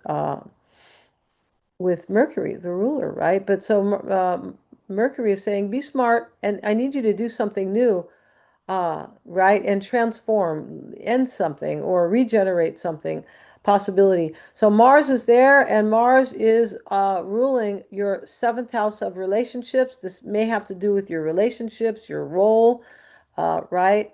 Mercury's in that 10th house of social roles, could be, a wife or something. But this Aries, right? Mars is ruling Aries here. Mercury makes a square down to Mars ruled, your seventh house, and your seventh house is relationships and how you manage and create and manage harmony in your own life, right? That's very important at Libra and the scales, right? For sure it is. And so Mercury is making a square, asking you to make some type of adjustment here that has to do with, maybe these 10th house themes and the seventh house. This is the seventh house of also not only harmony and balance, but opponents or people who don't agree with you, people who might argue with you, or people who just don't see your point of view, and it might, maybe it bothers you, or you just know it, right? And this could be showing you that as well. But the adjustment does have to do with something about how you create harmony in your own life, right? Because Vesta is here, and Vesta is associated with you, Libra. Vesta is about harmony and balance, and what we quietly devote ourselves to kind of make that happen for ourselves, right? It's in the sign of Aries, in the sign of the self. And there's a square to Saturn. Saturn is, maybe you feel a little restricted. You could, and that's why maybe you have a fresh new approach here or new ideas possibly, or you're thinking differently about either your purpose or growth and expansion, or maybe even learning something new. The ninth house is education here, where Mercury is ruling your ninth house, right? Yeah. And Saturn is in fall in Aries. So Saturn doesn't feel good here either. And that square. Saturn is ruling your fifth house of love, your fifth house of self-expression. You could feel that there's something that is kind of that with this new perspective, the new way of thinking, that's kind of maybe take you away from this feeling of restriction, or you're not really being yourself or something like that, because this 10th house is how you wield authority over your own life. And Saturn, Mercury square Saturn, Saturn rules your fifth house of authenticity, how you shine, your talents, your self-expression, right? Your self-identity, and kind of, how you show yourself to the world as well. This is love and sex as well, but you could be feeling that. Saturn also rules your fourth house of emotional needs. There's something that you need here, Libra, with this and with this kind of shift in your perspective, which can be about your beliefs. It could be your beliefs about, the new moon is in your house of beliefs, your belief system.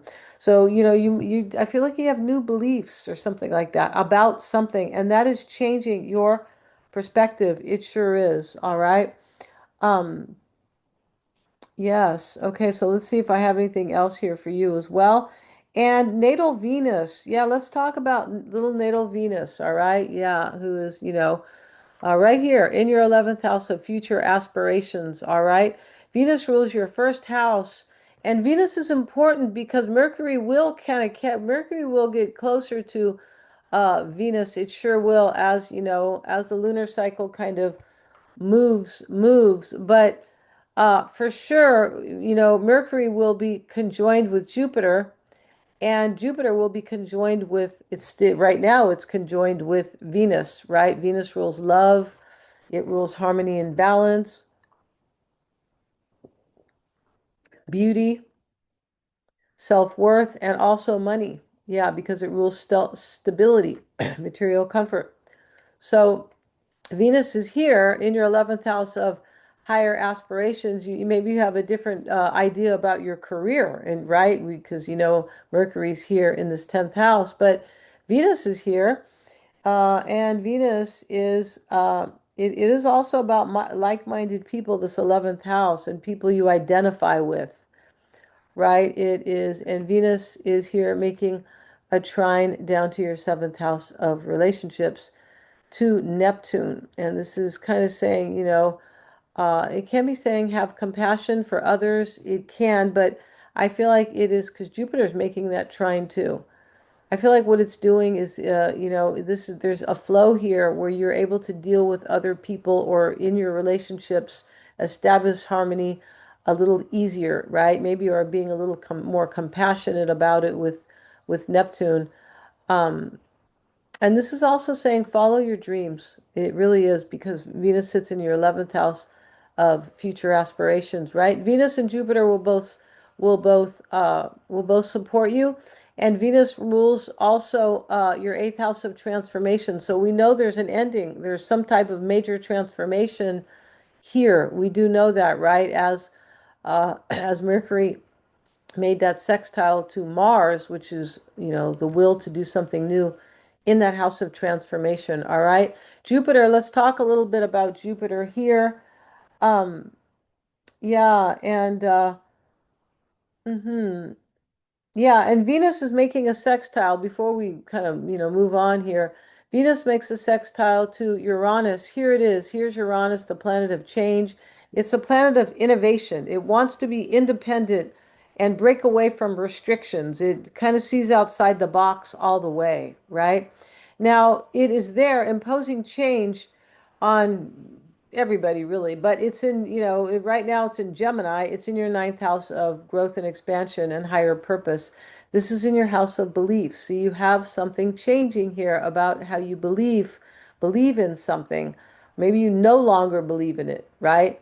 But because Venus is here making that sextile to Uranus, and Venus rules your house of profound change. So yeah, but Venus is helping you here, as it is a benefic anyway, right? It is. Now, Jupiter as well. And one last time, sorry about that, but I want to show you Venus here because it is your planet. Venus squares Chiron. Chiron is going to move into Taurus very soon, but right now it's at 29 degrees in your seventh house of relationships, business and clients, opponents, or how you create that balance, which is really important for all of us, right? Especially you, because the seventh house is your house in the natural chart. Now, Venus squaring Chiron, it's kind of it puts a little pressure, maybe a little, it can cause inner tension, but it's really asking you to make an adjustment here about some type of a wound that you might have about relationships, or maybe, that you have about relationships, or that you have about harmony and balance. Maybe it's been hard in your own life to create harmony and balance, maybe since childhood. If, I don't know, you came from some type like a family life that maybe there was a lot of chaos or maybe even changes, right? So Chiron is the wound that sometimes we can sabotage ourselves with, right? We don't want to do that. We never want to do that. No, but um, so this is asking you to let something go, let something heal or overcome it in your house of relationships and harmony and balance. Yeah, it sure is. All right. And it's helping you to do that. It is, even though it's a square, it is still helping you, I believe, right? Anything that we can kind of overcome is definitely helping us, right? For sure.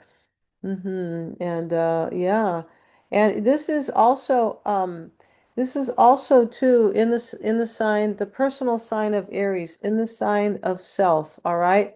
And Venus is supporting you, Libra, in Leo. I don't know if I think I mentioned this, in the sign of love, the sign of the heart, the sign of children, the sign of your talents. This is a beautiful thing. So whatever you're doing with your new fresh perspective, your natal planet is supporting you. It sure is. All right.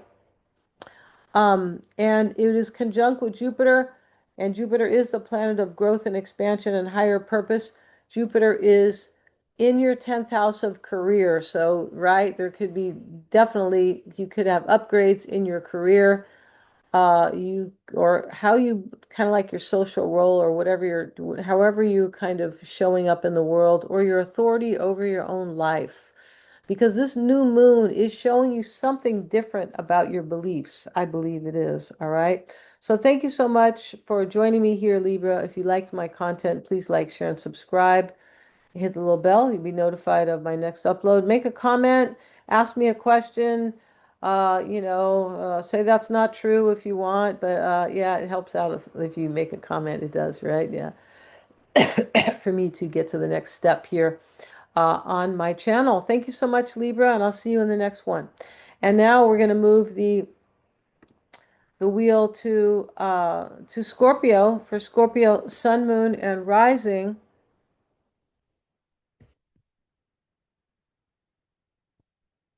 All right, so Scorpio, the new moon is in your eighth house of transformation.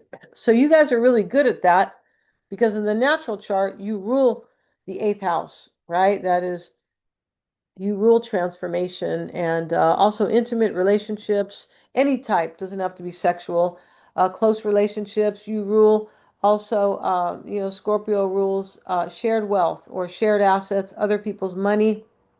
It is a money sign.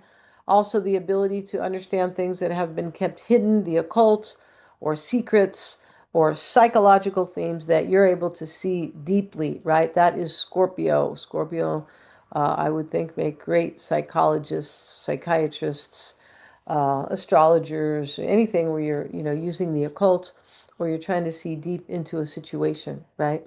That's why a lot of Scorpios will go, is that all? Did you leave something out? Or are you sure? They always think there's something kind of still hidden, mostly because of Pluto, right? And, but that's kind of, Pluto was the lord of the underworld, right? Yeah. All right. So this is the new moon's in that eighth house. This is also, your house of course, psychic ability, intuitive ability, but crisis and secrets, the eighth house, right? Okay, and so the house of the occult, like I said, Mercury, the ruler of the new moon, also rules Virgo. And for you, it's in your 11th, 8th, 11th house of future aspirations. And this is the house of, people you vibe with, kind of, or like-minded people, right? To say it more properly, maybe. But this is astrology. We should be able to use the word vibe for sure, right? But yeah, so excuse me, Mercury is ruling that this is also your house of hopes and wishes and gains, and those are usually financial gains from your house of career and status. Okay. Now, Mercury is in your ninth house of growth and expansion. So, whatever this fresh new perspective is, or this new way of thinking with the new moon, right? It can be transitional too. You could be kind of slowly changing the way you believe about something. Because Jupiter, I mean, Mercury is in your ninth house of beliefs, your belief system. It's your philosophy, it can be your religion, it can be, any type of spirituality as well. The ninth house is also the house of astrology, but this ninth house, where Mercury sits, yeah, and so there's something you want to grow or you want to move forward, that is attached, or you have a new belief system on how to move forward. That could be the case there, right? For sure. Um, yeah, and Virgo, is ruling your 11th house. Virgo's asking you to discern, Scorpio. It is, right? Mars is your ruler, and Mars is fast energy. So, Virgo is asking you to discern whatever it is that, this is about, right? Be patient and kind of, be discerning about it, right? Don't worry though, Virgo, because, Virgo can make us worry a little bit. No need to do that. Yeah, maybe even the way you discern and analyze is changing. That could be the case as well. Just the way you kind of analyze things and, look at a problem or find a solution, or just to kind of, you could be doing that maybe very differently, right? Um, yeah. Okay, and Mercury makes a sextile to your natal Mars. So where's Mercury? He's trying to make love to Mars, all right? And Mars says, "No, I want Venus." No, just kidding. Okay, so right, because this is cerebral, but Mercury here is telling Mars what to do, right? Mars is the will to act. Mars is the physical. I mean, it can be the cerebral in a way where, like, yeah, you get this little idea and you're boom, right? You're going to do it. So Mars wants everything new. Mars is related to drive and courage, and the courage to chase our desires, right? So that is your ruling planet. There's a desire here that the new moon is helping you see. And this Mars is in your house of partnerships. It's in another money sign. It's in Taurus. It's in your house of partnerships, but this is the house of business and clients, any kind of relationship, love, business, or whatever, opponents, people who argue with us, right? Or situations that, don't kind of, they just don't agree with us. It can be that. It's also legal matters, but this, and how you create harmony and balance in your own life. That's the most important thing, I believe, right? Because that always improves our relationships. So you're in the seventh house, and you're in fall here. Your ruling Mars is in fall here because Mars wants to do what it wants.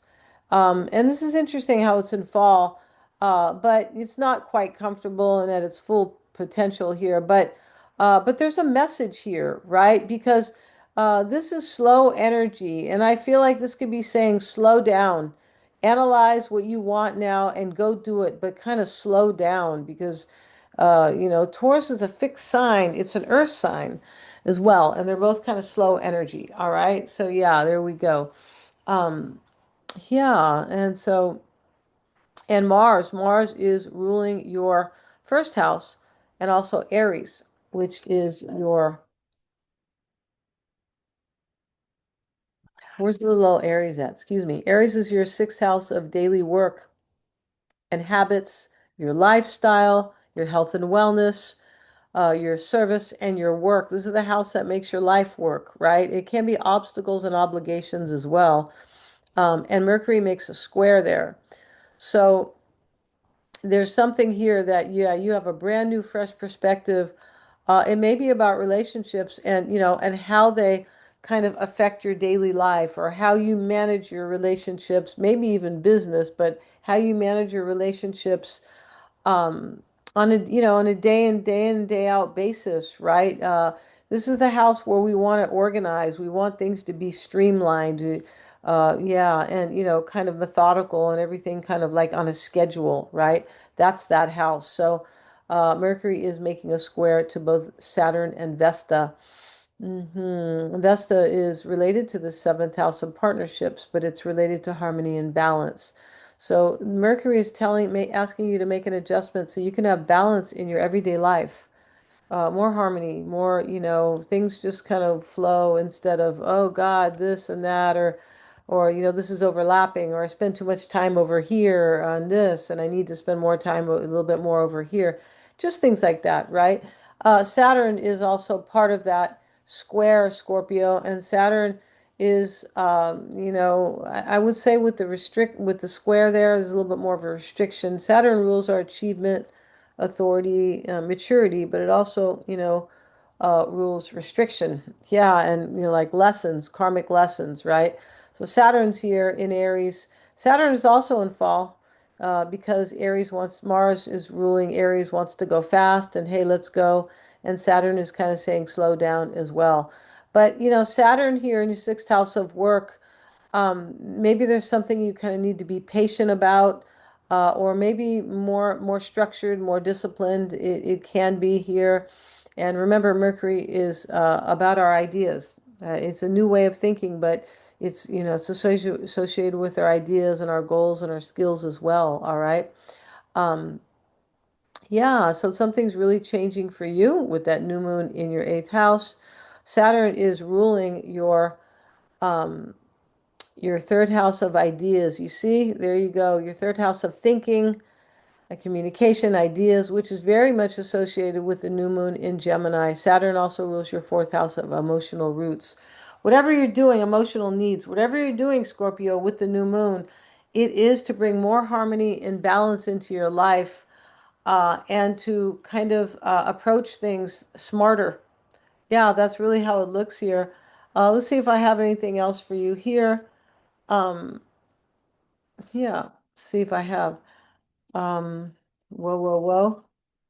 And yeah, yeah, and since Venus is here and it is being supported by, um, you have your Mars in a Venus ruled sign. So there's some type of a connection here, but Venus here is in your 10th house of social roles, your 10th house of career, authority over your own life, and it's being supported by Jupiter. These are two benefics. Jupiter's in the ninth house of growth and expansion. So, Venus is really helping you there, yeah, to create better solutions for your relationships, and this is making a sextile to your eighth house of close relationships. Venus is helping you create more solutions within your relationships and with matters at work and your daily life. All right. Yes, it is. So thank you so much for joining me here, Scorpio.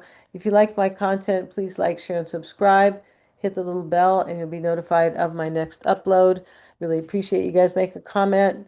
You know, it can be, hey, what's going on over here, blah, blah, blah. If you want your own chart read, your own unique chart, I approach it from a place of, for some people, it will be healing, but it is definitely from a place of overcoming, or which is healing, but is really a place of empowerment. Yeah, that's really the idea, my goal. And I, have a great mentor. Yeah, so I'm a little bragging a little bit about that teacher a little bit here. But yeah, so the chart, it's not just your personality. No, it's like some astrologers might tell you, or no, it is about how to reach your true potential. So thanks so much, Scorpio. And let's move on to Sagittarius. And Sagittarius, the new moon is in your seventh house. Let's go back to the chart. Oops, let's go back here. And where am I? Why didn't I go over there?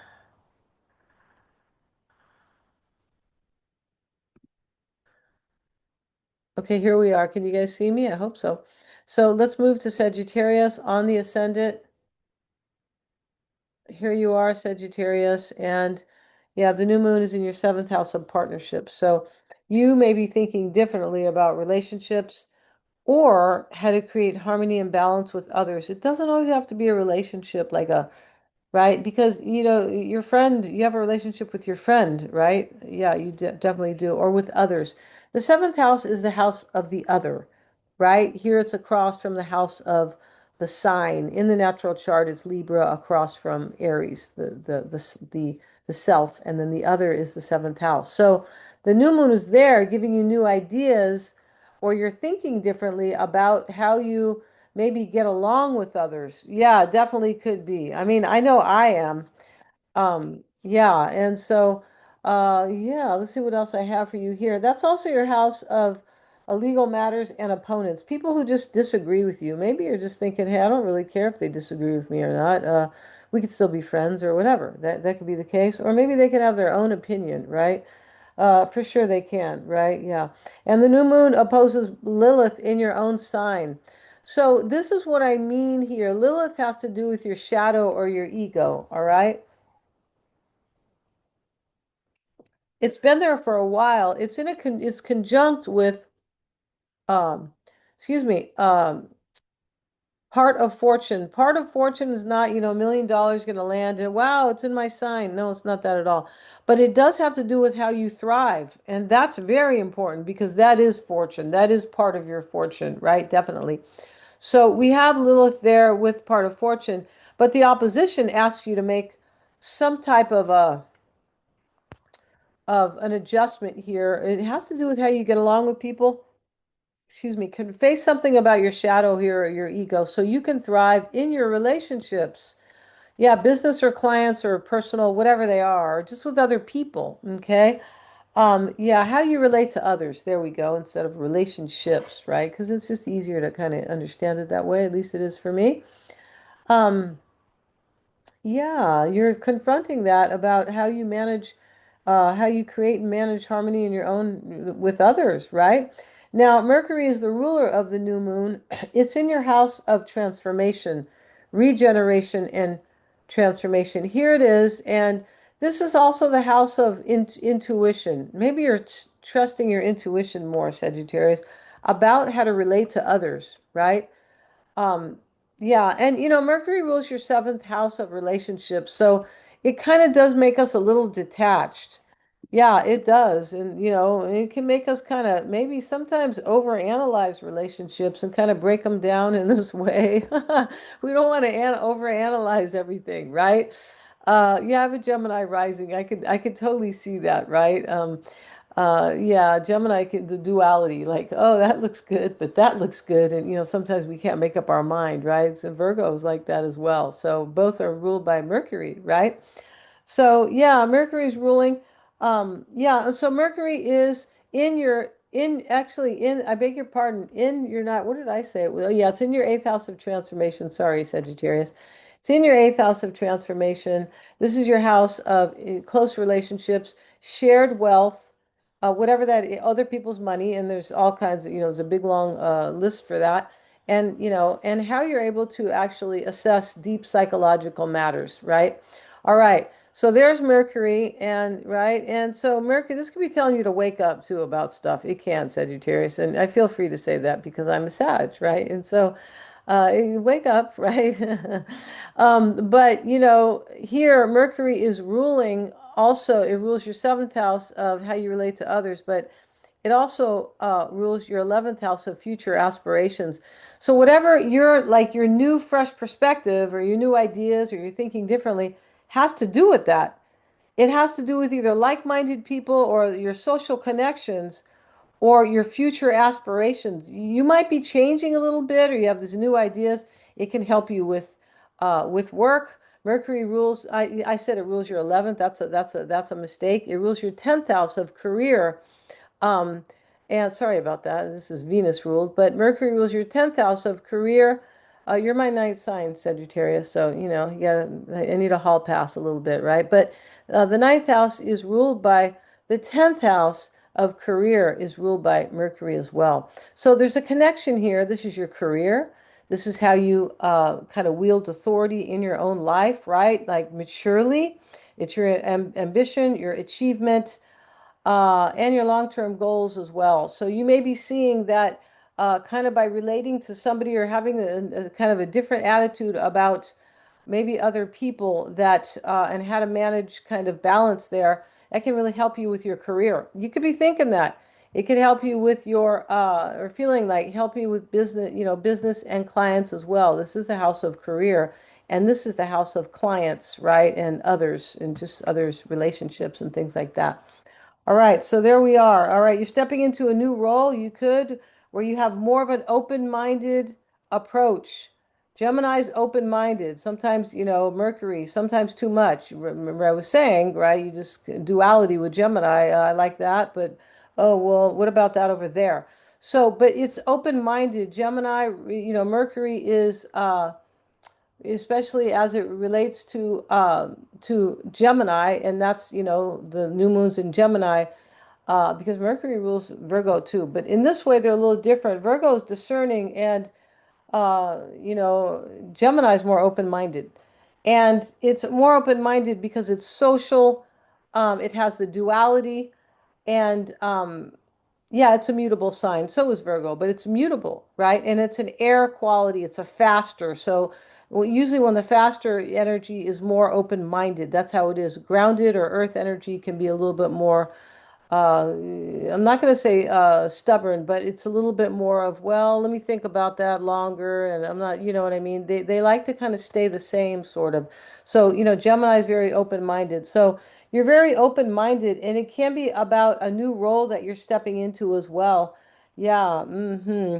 And let's see what else. It seems like your personal perspective on relationships, as I mentioned this, or dealing with others could be spilling over into your professional life, right? And we have Mercury and showing up with, your natal Jupiter, right? And so where is Mercury at? And Mercury's in that eighth house of transformation, and right. And so here's your ruling planet, and this is Jupiter. And they're in a conjunction, and it moves closer, and it makes an actual perfect conjunction, I believe, or very close. But Mercury is telling Jupiter, hey, you could really reach your highest potential if you are willing to change something. It's in the eighth house of transformation. It's also a nurturing Cancer. If you are kind, and if you are able maybe to nurture yourself a little bit as you go, as you change.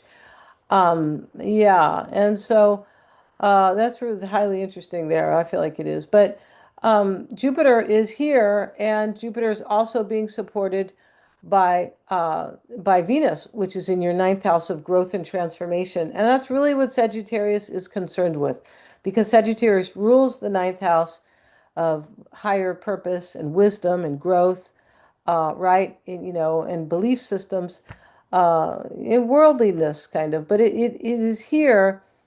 Jupiter, I mean, excuse me, Venus is supporting your ninth house. It's in Leo. And Leo is love, but Leo is also your talents and how you shine. All right. So, yeah. And so Venus is supporting, these are both benefics in your eighth and your ninth house. All right. Now, Jupiter rules your first house, of course. Um, and yeah, and it also rules your fourth house of emotional roots, emotional needs. This is your fourth house of home and family, or whatever you call home, or whatever feels kind of nurturing to you. And maybe you are trying, there's something about you are trying to like more self-care or something like that, or more nurturing here, but you're doing it from a place of, it looks like from a place of new ideas or a new perspective, right? This is open-mindedness. I feel like it is all the way, right? The North Node is also in your fourth house of emotional needs. And yeah, and I feel like Jupiter makes a um yeah, it may move. It's actually Jupiter's going to move into Leo. So, but we have um it's just, this is supporting, Jupiter is supporting you here during the new moon. Jupiter is the opposite sign of Gemini. So Jupiter always has something to do with Mercury, and in some way, or Sagittarius always has something to do with Gemini, because in the natural chart they are showing an opposition where a support, excuse me, a merging needs to come together to support the best outcome. That's how that works, right? Venus is ruling your 11th house of the future. Look at that. Isn't that beautiful? Um, yeah, and so this is very important. And let's see what Venus is doing. Uh, Venus is making a sextile to Uranus. Yeah, and this is in Gemini, excuse me, in your seventh house of how you relate to others, you see? So, Venus is trying to make some type of harmony, maintain harmony with others. That's kind of what that's doing. And you're changing. You're definitely changing with that. I believe you are, all right? This can help you make more money, Sagittarius, your new perspective, right? I got a new attitude, right? This can help you make more money because Venus is money as well.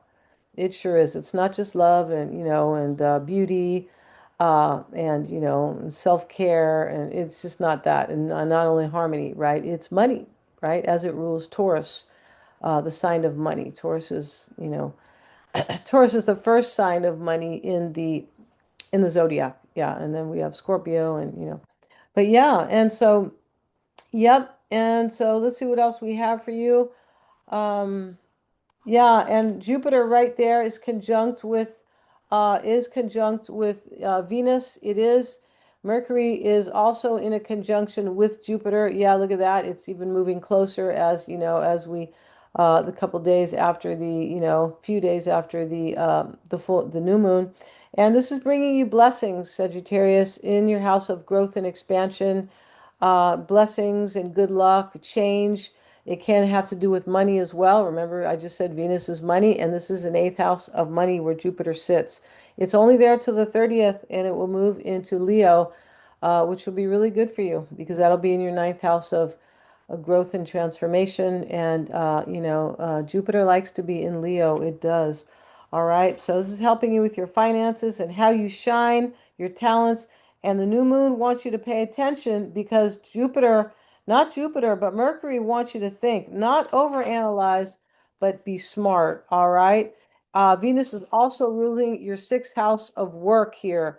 Venus is ruling that here. So this has to do with your work as well, your daily habits, how you show up every day in your life, right? Your obligations, your routines. And Venus is ruling that. So very important also. And then we have Mercury, the ruler of the new moon, sextiling Mars. And Mars is in fall in Taurus. Mars doesn't really want to be in Taurus because it's not as powerful, right? It's like staying temporarily at Taurus's apartment.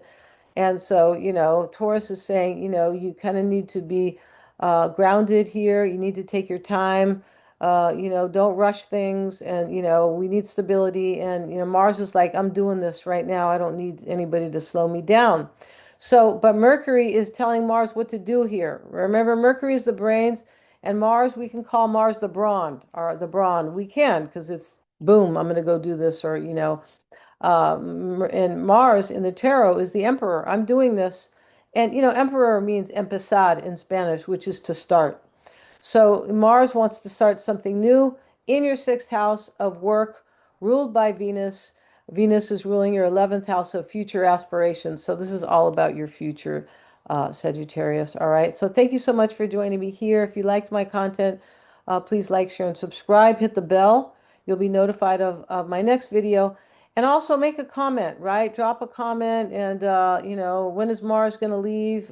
When is Jupiter going to really help me out or something like that? All right. And I'll be sure to answer. And also, if you want a reading with me, check out the description box where I have my website, and I really approach the chart. It's highly empowering, your natal chart. It really is. I'm not just talking about your gifts and your talent, your personality. No, no, no. Far deeper than that. And it is meant to help you reach this true potential over here. And people don't know. Trust me, if I sat you down right now and did your chart, you'd be like, whoa, unless you've had it done before. But I approach it. I have a mentor who is just so great. So, I'm very passionate and excited about that. But the chart is really to show you how to get here, the North Node, right? Which is your true potential and your higher purpose. So, thank you so much, Sagittarius. And now I'm going to move on to, we're going to move on to Capricorn. And Capricorn, you're number 10.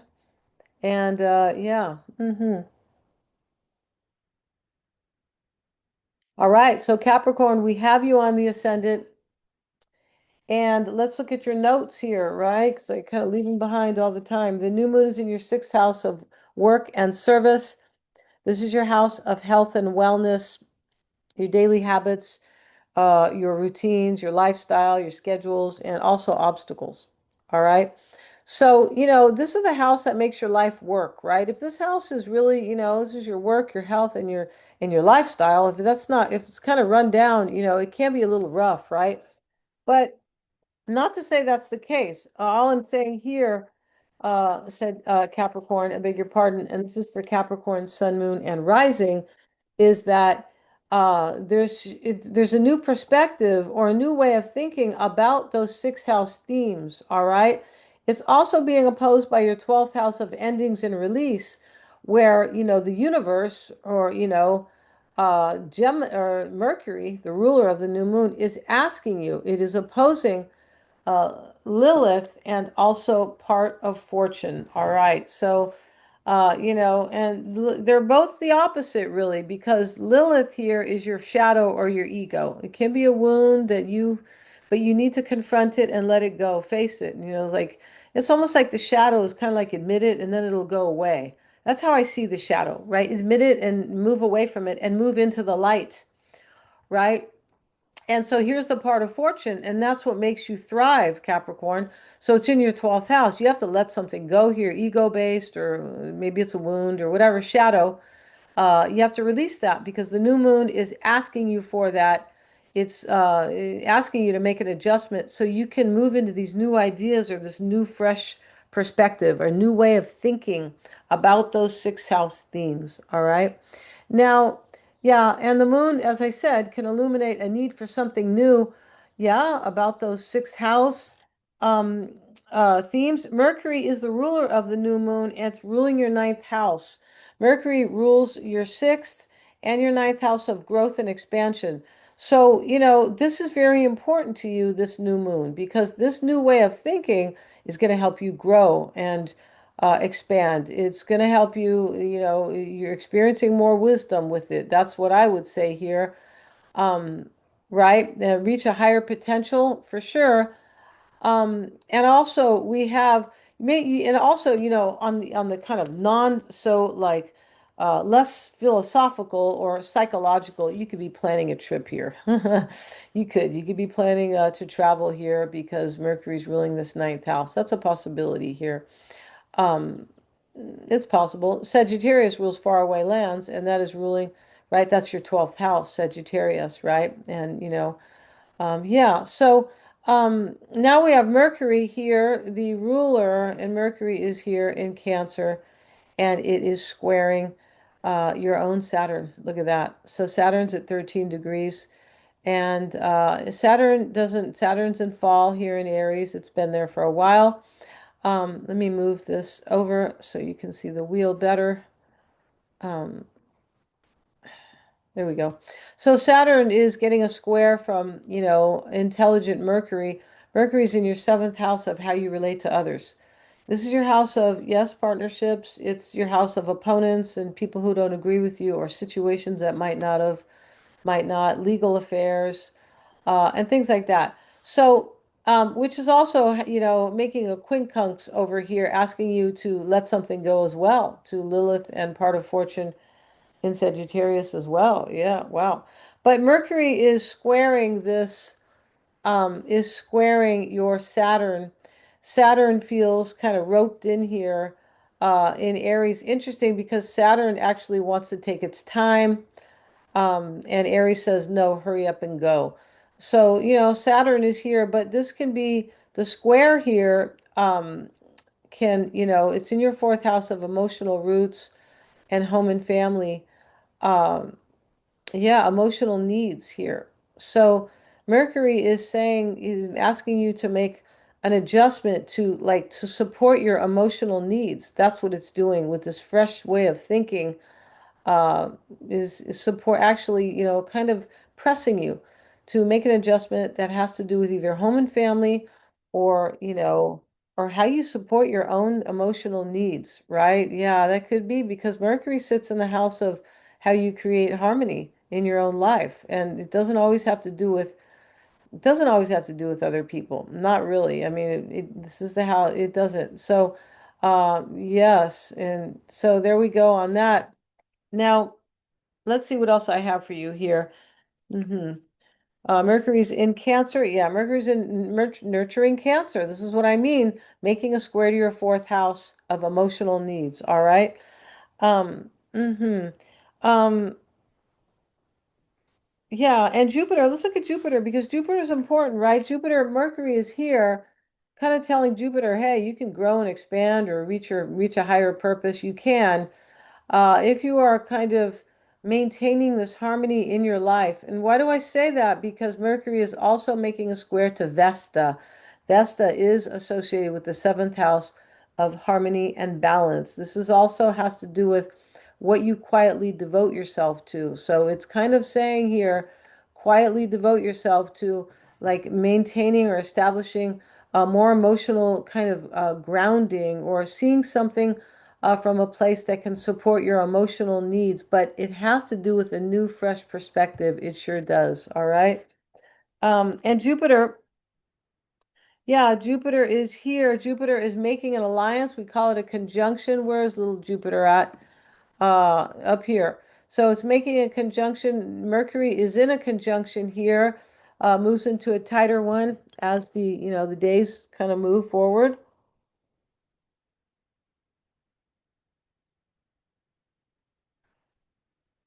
Oh. And Jupiter is also supporting, Venus. Jupiter is about your growth and expansion, right? And so here we have, this is blessings as well. This is blessings here. But the interesting thing is, I feel like you have to go along with this kind of open-minded new way of thinking, Capricorn, because Jupiter, these blessings, just the way the cosmos work, blessings come when we kind of are open-minded, when we see, when we are willing to be open-minded and trust in the unknown, because we don't know what's going to happen, even if we're open-minded, right? And that has to do with the North Node that is in a Jupiter-ruled sign here. So here's Jupiter in your seventh of how you relate to others. It's ruling it is supporting you. It's also supporting your eighth house of transformation, close relationships, your money, your well-being, because Jupiter's here with Venus, everything right here, all the important things in your life, really. And here we have Jupiter's ruling your third house of thinking, you see, and here's the North Node. So, this is it's somewhat clear. Jupiter also rules Sagittarius, your 12th house of ending. So you got to let something go for this fresh new perspective. You sure do. I talked about that early on. And yes, and Jupiter is making a trine with Neptune as well. Um, and it's been there for a while. And this is adding optimism and helping you to see things from a more spiritual place and to believe in your own creativity. All right, because yeah, and look at the trine. That's beautiful. All right, we're not just complaining here today, Capricorn, or giving you all these adjustments that you have to make. No, we're not. We sound like chiropractors, right? I have to make an adjustment. So I have a chiropractor friend who talks about that, talks that way, right? So Jupiter is trining, so is Venus. Neptune is about your dreams. It's in the sign of the self. It's in your house of emotional needs. All right. It's giving you, it is giving you that optimism. And Jupiter is still in a square with Chiron. Let's look at it. And here it is. Chiron's going to move into your fifth house of, of self-identity. But here in self-expression, right now we have the square to Chiron in Aries. And this is asking you to kind of make an adjustment. Let something heal here that has to do with the past, family, wounds. It's going to move out of that house, Capricorn. Don't worry about that. Or the past. or your emotional foundation where there could be a wound. It's asking you to let that go so you can grow and expand, and your relationships will likely improve. Jupiter's in that seventh house of how you relate to others. All right. And yeah, and so and Venus is here in, very loving Leo, romantic Leo, self-expressive Leo, talented Leo, ego Leo as well, right? But Venus is there, and Venus loves to be in Leo. It does. And this, again, in your eighth house of transformation, this is part of this because it's part of the whole new moon thing. I believe it is. Venus is ruling your fifth house. Yes, you see that it's in Leo and it's ruling your fifth house of talents, right? I think we talked about, do we talk about Venus is making that sextile to Mars? Maybe not, but Venus is, making the sextile to Mars, asking you to kind of just, hey, it's actually not to Mars. I beg your pardon, these bad eyes here. It's making it to Uranus. Uranus is in your sixth house of work, daily routines, and health and wellness. And this is asking you to go along with change.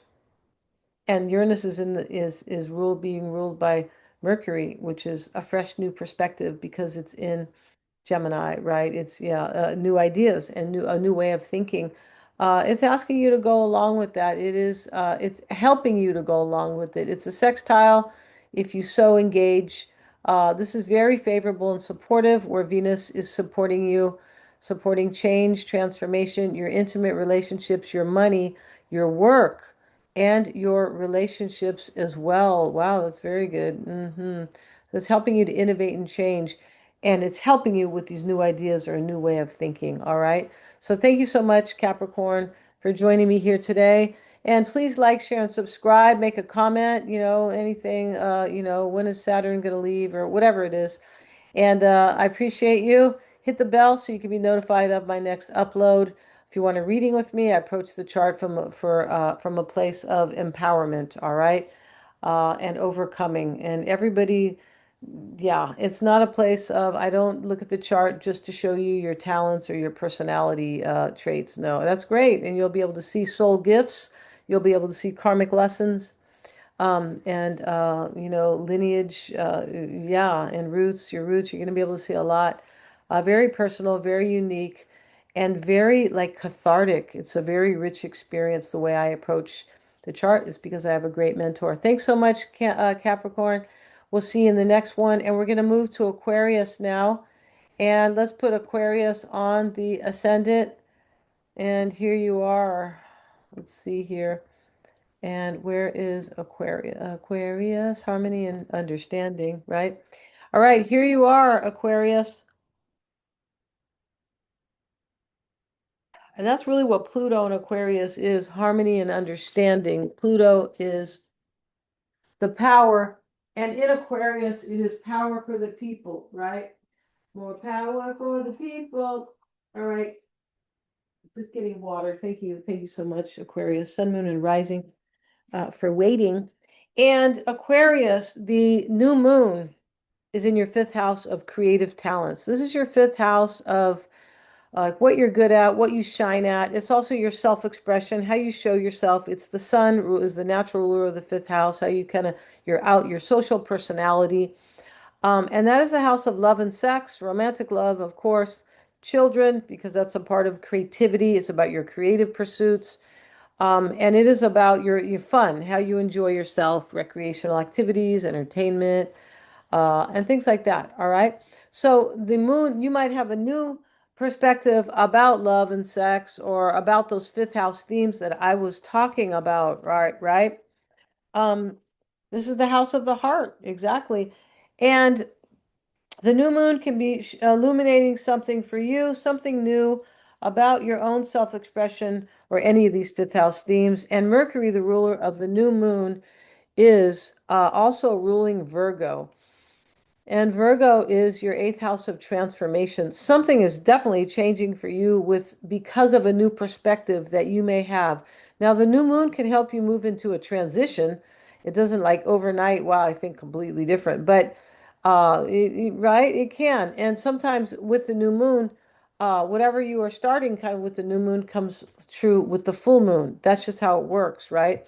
That is what the universe is so, so beautiful to show us these things, right? Yeah. Now, um, yeah, astrology, right? Now, Virgo is ruling your ninth house. This is your eighth house. Yeah, did I put the ninth? Oh, that's okay. Well, no, excuse me. Mercury rules your eighth house of transformation, and right, and also this fifth house. But Mercury is actually in your sixth house of work and service. This is the house where you want to help people, or it can be your job, right? House of employees. It can also be, health and wellness, and your daily life, your schedules, your routines, your obligations, your habits, everything that makes your life flow on a daily basis. So Mercury is there. So you could be really thinking about changing habits or lifestyle, something like that, because Mercury's ruling this house of transformation, right? Yeah. And let's see what else I have for you. All right. Now, Mercury makes a quincunx. Yeah, where's Mercury at? Here he is, a little student. And Mercury's making a quincunx to Lilith and part of fortune. Lilith is your shadow. There's something that has to be, the quincunx is asking for, it's a little bit like a square, but it's asking for an adjustment, all right, for you to do something, basically, um, from nurturing Cancer, yeah, but from your sixth house of daily routines and the thing I was addressing here. But this is your 11th house of future aspirations. So this, you got to leave something behind. It's been there for a little while, Aquarius, in your 11th house. Part of fortune is newly there, all right, because it moves like this every day. I feel like it completes a sign every day, or maybe it stays in for, maybe, I don't know, a couple days, but the transit is very fast, and doesn't stay long. So here is, here is part of fortune. And you have to let something go. Face your ego here, or confront your shadow in order for you to thrive. And the new moon is showing you that, because the new moon is always with the sun. They're both illuminating for something new. So you have some new ideas of, and the opposition is here, and not just from Mercury with the quincunx, but from the sun and the moon. That's an opposition, right, to your 11th house here, making you see something here that if you make an adjustment, you can move forward like faster, or you can move towards your higher potential. Sagittarius rules your higher potential. Yeah, your growth and expansion, wisdom. So you can move forward like easier, right? But you have to make some type of an adjustment there. And the new moon can show you what that is, right? We don't always, right? Yeah, very cool there. All right. So, now, Mercury is squaring your natal Saturn. All right. So let's have a look at that. Here's your Saturn right here. Saturn is interesting because it looks rigid, doesn't it? It kind of looks rigid right there. The way it has that, and then a whole different thing. But Saturn is about our achievement and our authority over our own life, our maturity, our long-term goals, and what we achieve. It's about our social roles and our career. And Saturn can also be restrictive if we are not mature, if we haven't done the hard work or the discipline, or if we're not committed or serious. So Saturn is here in Aries, but this is in your third house of thinking, and we have Mercury, which is about your thinking, squaring your third house of thinking, all right? And squaring your natal Saturn. So this is a long-term goal, possibly that you're changing, or a career, but you're changing some type of a perspective about how you wield authority over your own life. That looks like you are changing that, right? Or the new moon is showing you that needs to happen, right?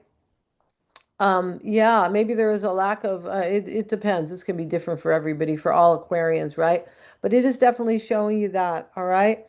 Um, yeah, and so Saturn also rules your 12th house of endings and release. So, with that square there, there's something about that you need to end. We were just kind of talking about that, right? There's a change.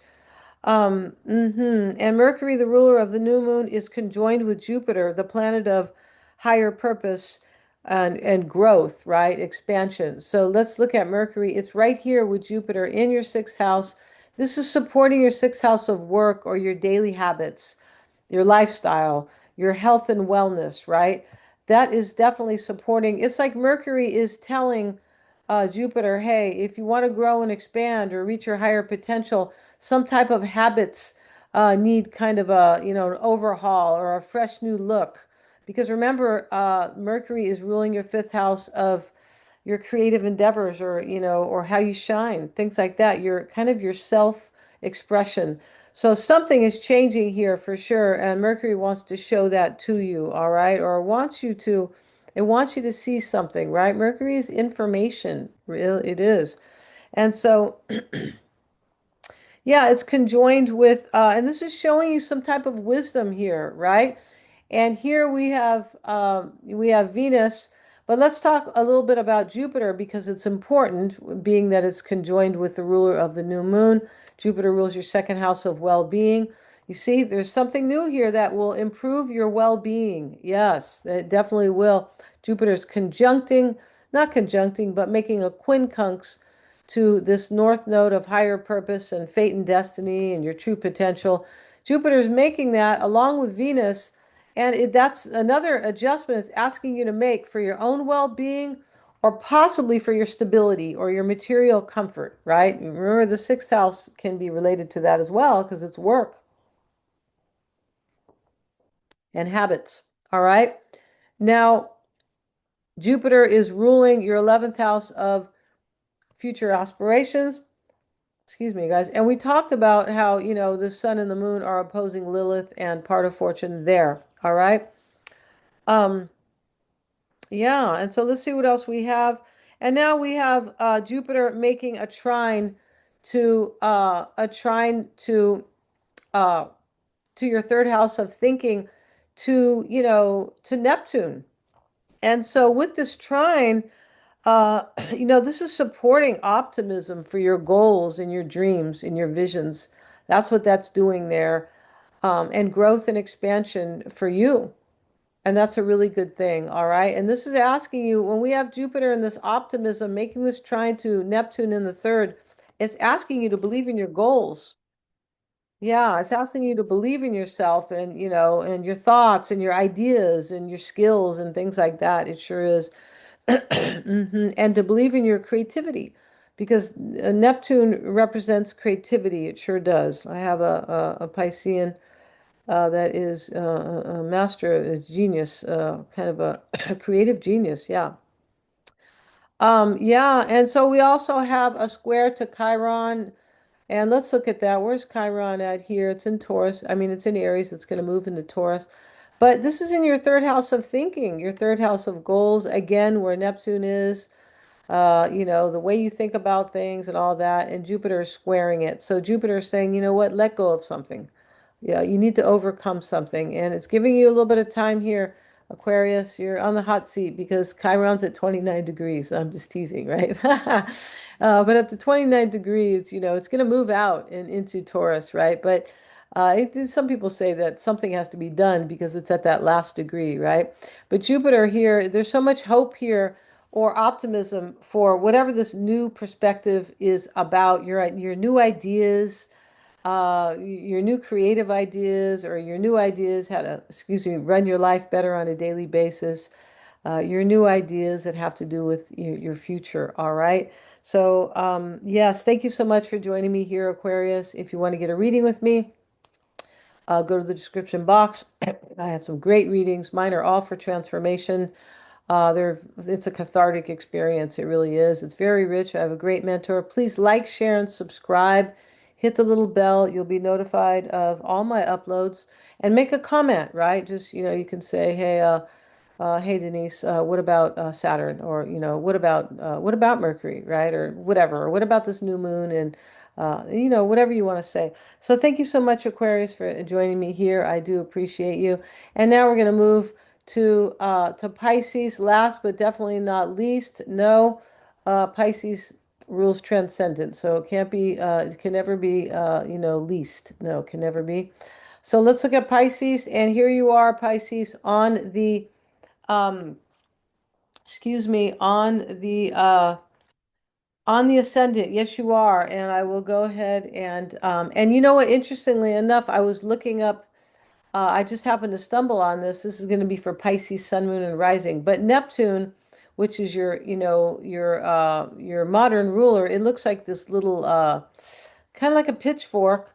That's what King Neptune has. But when you look at this and you take away this right here, the little cross here, that represents the psyche in Greek, in the Greek language. And I believe that psyche means Pisces. And I find that to be very cool because, and it sounds right, because Pisces rules the 12th house of the unconscious mind, and that is the psyche, all right? So you guys are, just, very, very cool, all right? Definitely. So Pisces, for you, the new moon is in your fourth house of emotional roots. Now, emotional needs. And this is really great because Gemini is not emotional. And interesting how Mercury rules your fourth house. But this helps you to be a little less emotional because Pisceans are empaths and they're sensitives, which 100 years ago were intuitives or psychics, right? So Pisces is sensitive, but that fourth house is helping to ground you. Yeah, that's your house of emotional foundations because Mercury is there. So that's good, right? Now Mercury is ruling that house. And there's something you're thinking a little, you have fresh new ideas, probably about your own emotional needs or about your own emotional strength. I find that to be beautiful. And it is actually um, yeah, and so the ruler of the new moon is in your fifth house of this is creative pursuits or how you shine. So this is like your confidence over here, how you shine. The fifth house in the original chart is the sun and how you shine in the world, your talents, because it's Leo in the natural chart, and Leo is entertainment. So that's your fifth house of fun. It's your fifth house of love and sex. But most importantly, it's your fifth house of self-expression and like what you want to create for yourself, your creative expression and how you want to shine and things like that, right? So there's Mercury there. And so so Mercury is here. And so there is something about that for sure there is. Now, when we look back at the moon though, um, and Mercury is also ruling your seventh house of how you relate to others. I find this to be beautiful because there's another, you have a new perspective on how you relate to others. I feel like you do. It's a wonderful thing, right? And so here we have you may, right? But here we have the sun and the moon, which is, when they're together, they're both at 24 degrees. And what does that mean? A 24 is a number six, which is recognizing something. And that's what, Gemini is about the mind. I've recognized something. Whoa, right? I mean, it can be a breakthrough, like it definitely can. Now, it is opposing, it's definitely a breakthrough about a new way of thinking or a new perspective, new ideas, new goals, new skills. Um, yeah, very cool. And for me, it looks like new willpower because yeah, I just feel like there's some willpower here you have. Now, let's go look at this opposition to your 10th house of career. Now, the new moon is showing you something that you need to make an adjustment. Maybe you have made it, but adjustment to your house of career, or this is also the house of how you show yourself to the world, your social presence, how people see you, the social role you play. And for some people it can be their status, but it's making that opposition to the 10th house. And this is Lilith, and it is part of fortune. So these two are kind of, part of fortune is saying, well, you could thrive, but you got to face something, confront something about your shadow. And it's in Sagittarius, so you could have a change of a new perspective in your philosophy. Yeah, I find it to be very, very cool. All right. Beautiful, actually. I do. Now, remember the oppositions are to have you see something and make some type of an adjustment because they're always trying to use the wisdom here and the wisdom here. And this is on the learning, the intellectual, Of course, it's on the intellectual. Mercury rules the intellect, but the intellectual axis. Sagittarius is part of that because it rules higher education and a higher purpose. And yeah, and so there we go. And so, yes, let's see what else I might have here for you. You might have a new perspective about your creative talents. You might be really stepping into your talents here. You could be doing that right now, Pisces. Um, wow, I find that to be very cool. Jupiter is supporting you here. This is your planet. Jupiter is the great benefic, right? And Jupiter is supporting you from your fifth house of talents. It is conjoined with the other great benefic, or, the lesser benefic is Venus. Venus rules love, money, your relationships, and how you create harmony with others. It's in this loving sign here, romantic love and creative, self-expressive sign of Leo. This in your sixth house of daily obligations. There's something changing, and you're being more authentic. You're being like you're shining. You're being more authentic. You're like, well, I just want to be myself now, and maybe you are being more creative right now. Yeah. Pisceans are creative. I don't know one Pisces that is not creative. They're musical. They paint.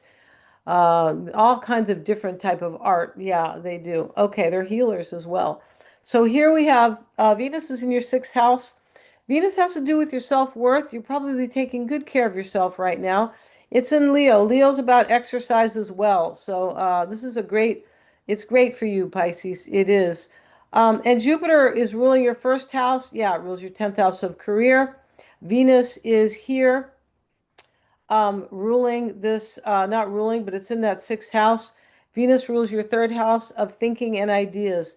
All your ideas right now are about taking good care of yourself, your money, your relationships. I feel like this is very, very cool. And that's what this fresh new perspective is about. Now we have Venus also ruling Libra, and that is your eighth house of transformation. Yeah, there's a big change for you here. And also we do have Saturn and Mercury. Let's get back to Mercury though, because Mercury is the ruler of the new moon. It's making a square to Saturn in Aries. Aries is your second house of material comfort and also well-being, your values, like what you value, even how you value yourself, because it's self-worth. So Saturn is here, very uncomfortable in Aries because, Saturn wants to be kind of patient and take its time and, the rules and the boundaries and, but it has to, it doesn't, it can't have that here because actually it's in Aries, Mars ruled Aries, and, Mars is saying, well, you're staying at my house, so you're gonna move fast and go after what you want. So we do have, excuse me, we have Saturn, where is it? The square to, sorry about this here. We have Mercury making the square. So let's look at Mercury briefly here. Here's little Mercury, the little student, the little learner, the little smart guy and or smart chick, right? Or smart girl, whatever. And Mercury is making it's making a square to Saturn in your second house. For me, this is saying trust in your talents, be authentic, right? And be who you are. It's in this fifth house of self-expression and talents. And also, this is love as well. Jupiter supporting that, but it is making that square to your second house of well-being. This is move away from restriction. Stop restricting yourself for whatever you have may have been restricting yourself, right? This rules achievement, but also restriction. There's some type of maturity that you are gaining, Pisces, as Mercury makes this square. Mercury wants you to be smart and understand and like have a new perspective, a new way of thinking. And it has to do with like maturity and kind of structure and boundaries. Yeah. But it is saying, whatever this restriction was, you might have been restricting yourself. It's in the sign of the self and in your house of well-being and self-worth. You're no longer doing that because Mercury is showing you your talents. It's showing you move into who you really are and be the badass that you are. All right. Because, yeah. All right. So, I think I'm going to end this reading. And yeah, and you can also, Pisces, since we see the square here to also to Vesta. Vesta is what you quietly devote yourself to. It's also the harmony and balance that you need in your life. It's related to the seventh house of harmony and balance that you need and that you create in your life with others. And the square there is too. It's really what it's kind of saying to me is if you are more authentic with yourself, you will create more harmony and balance, inner harmony and balance within, like in your own life. So I find that to be highly beautiful. I do. So thank you so much, Pisces, for joining me here today. If you've liked my content, please like, share, and subscribe. Hit the little bell. You'll be notified of my next upload. Make a comment, whatever it is. That really helps me out get to the 1,000 subs that I need. All right. If you want a reading with me, I approach the reading from a beautiful way of empowerment. I really do. And people don't understand. They think that the chart is just about a lot of people think it's about your kind of just your talents or your personality. No, it's far richer than that.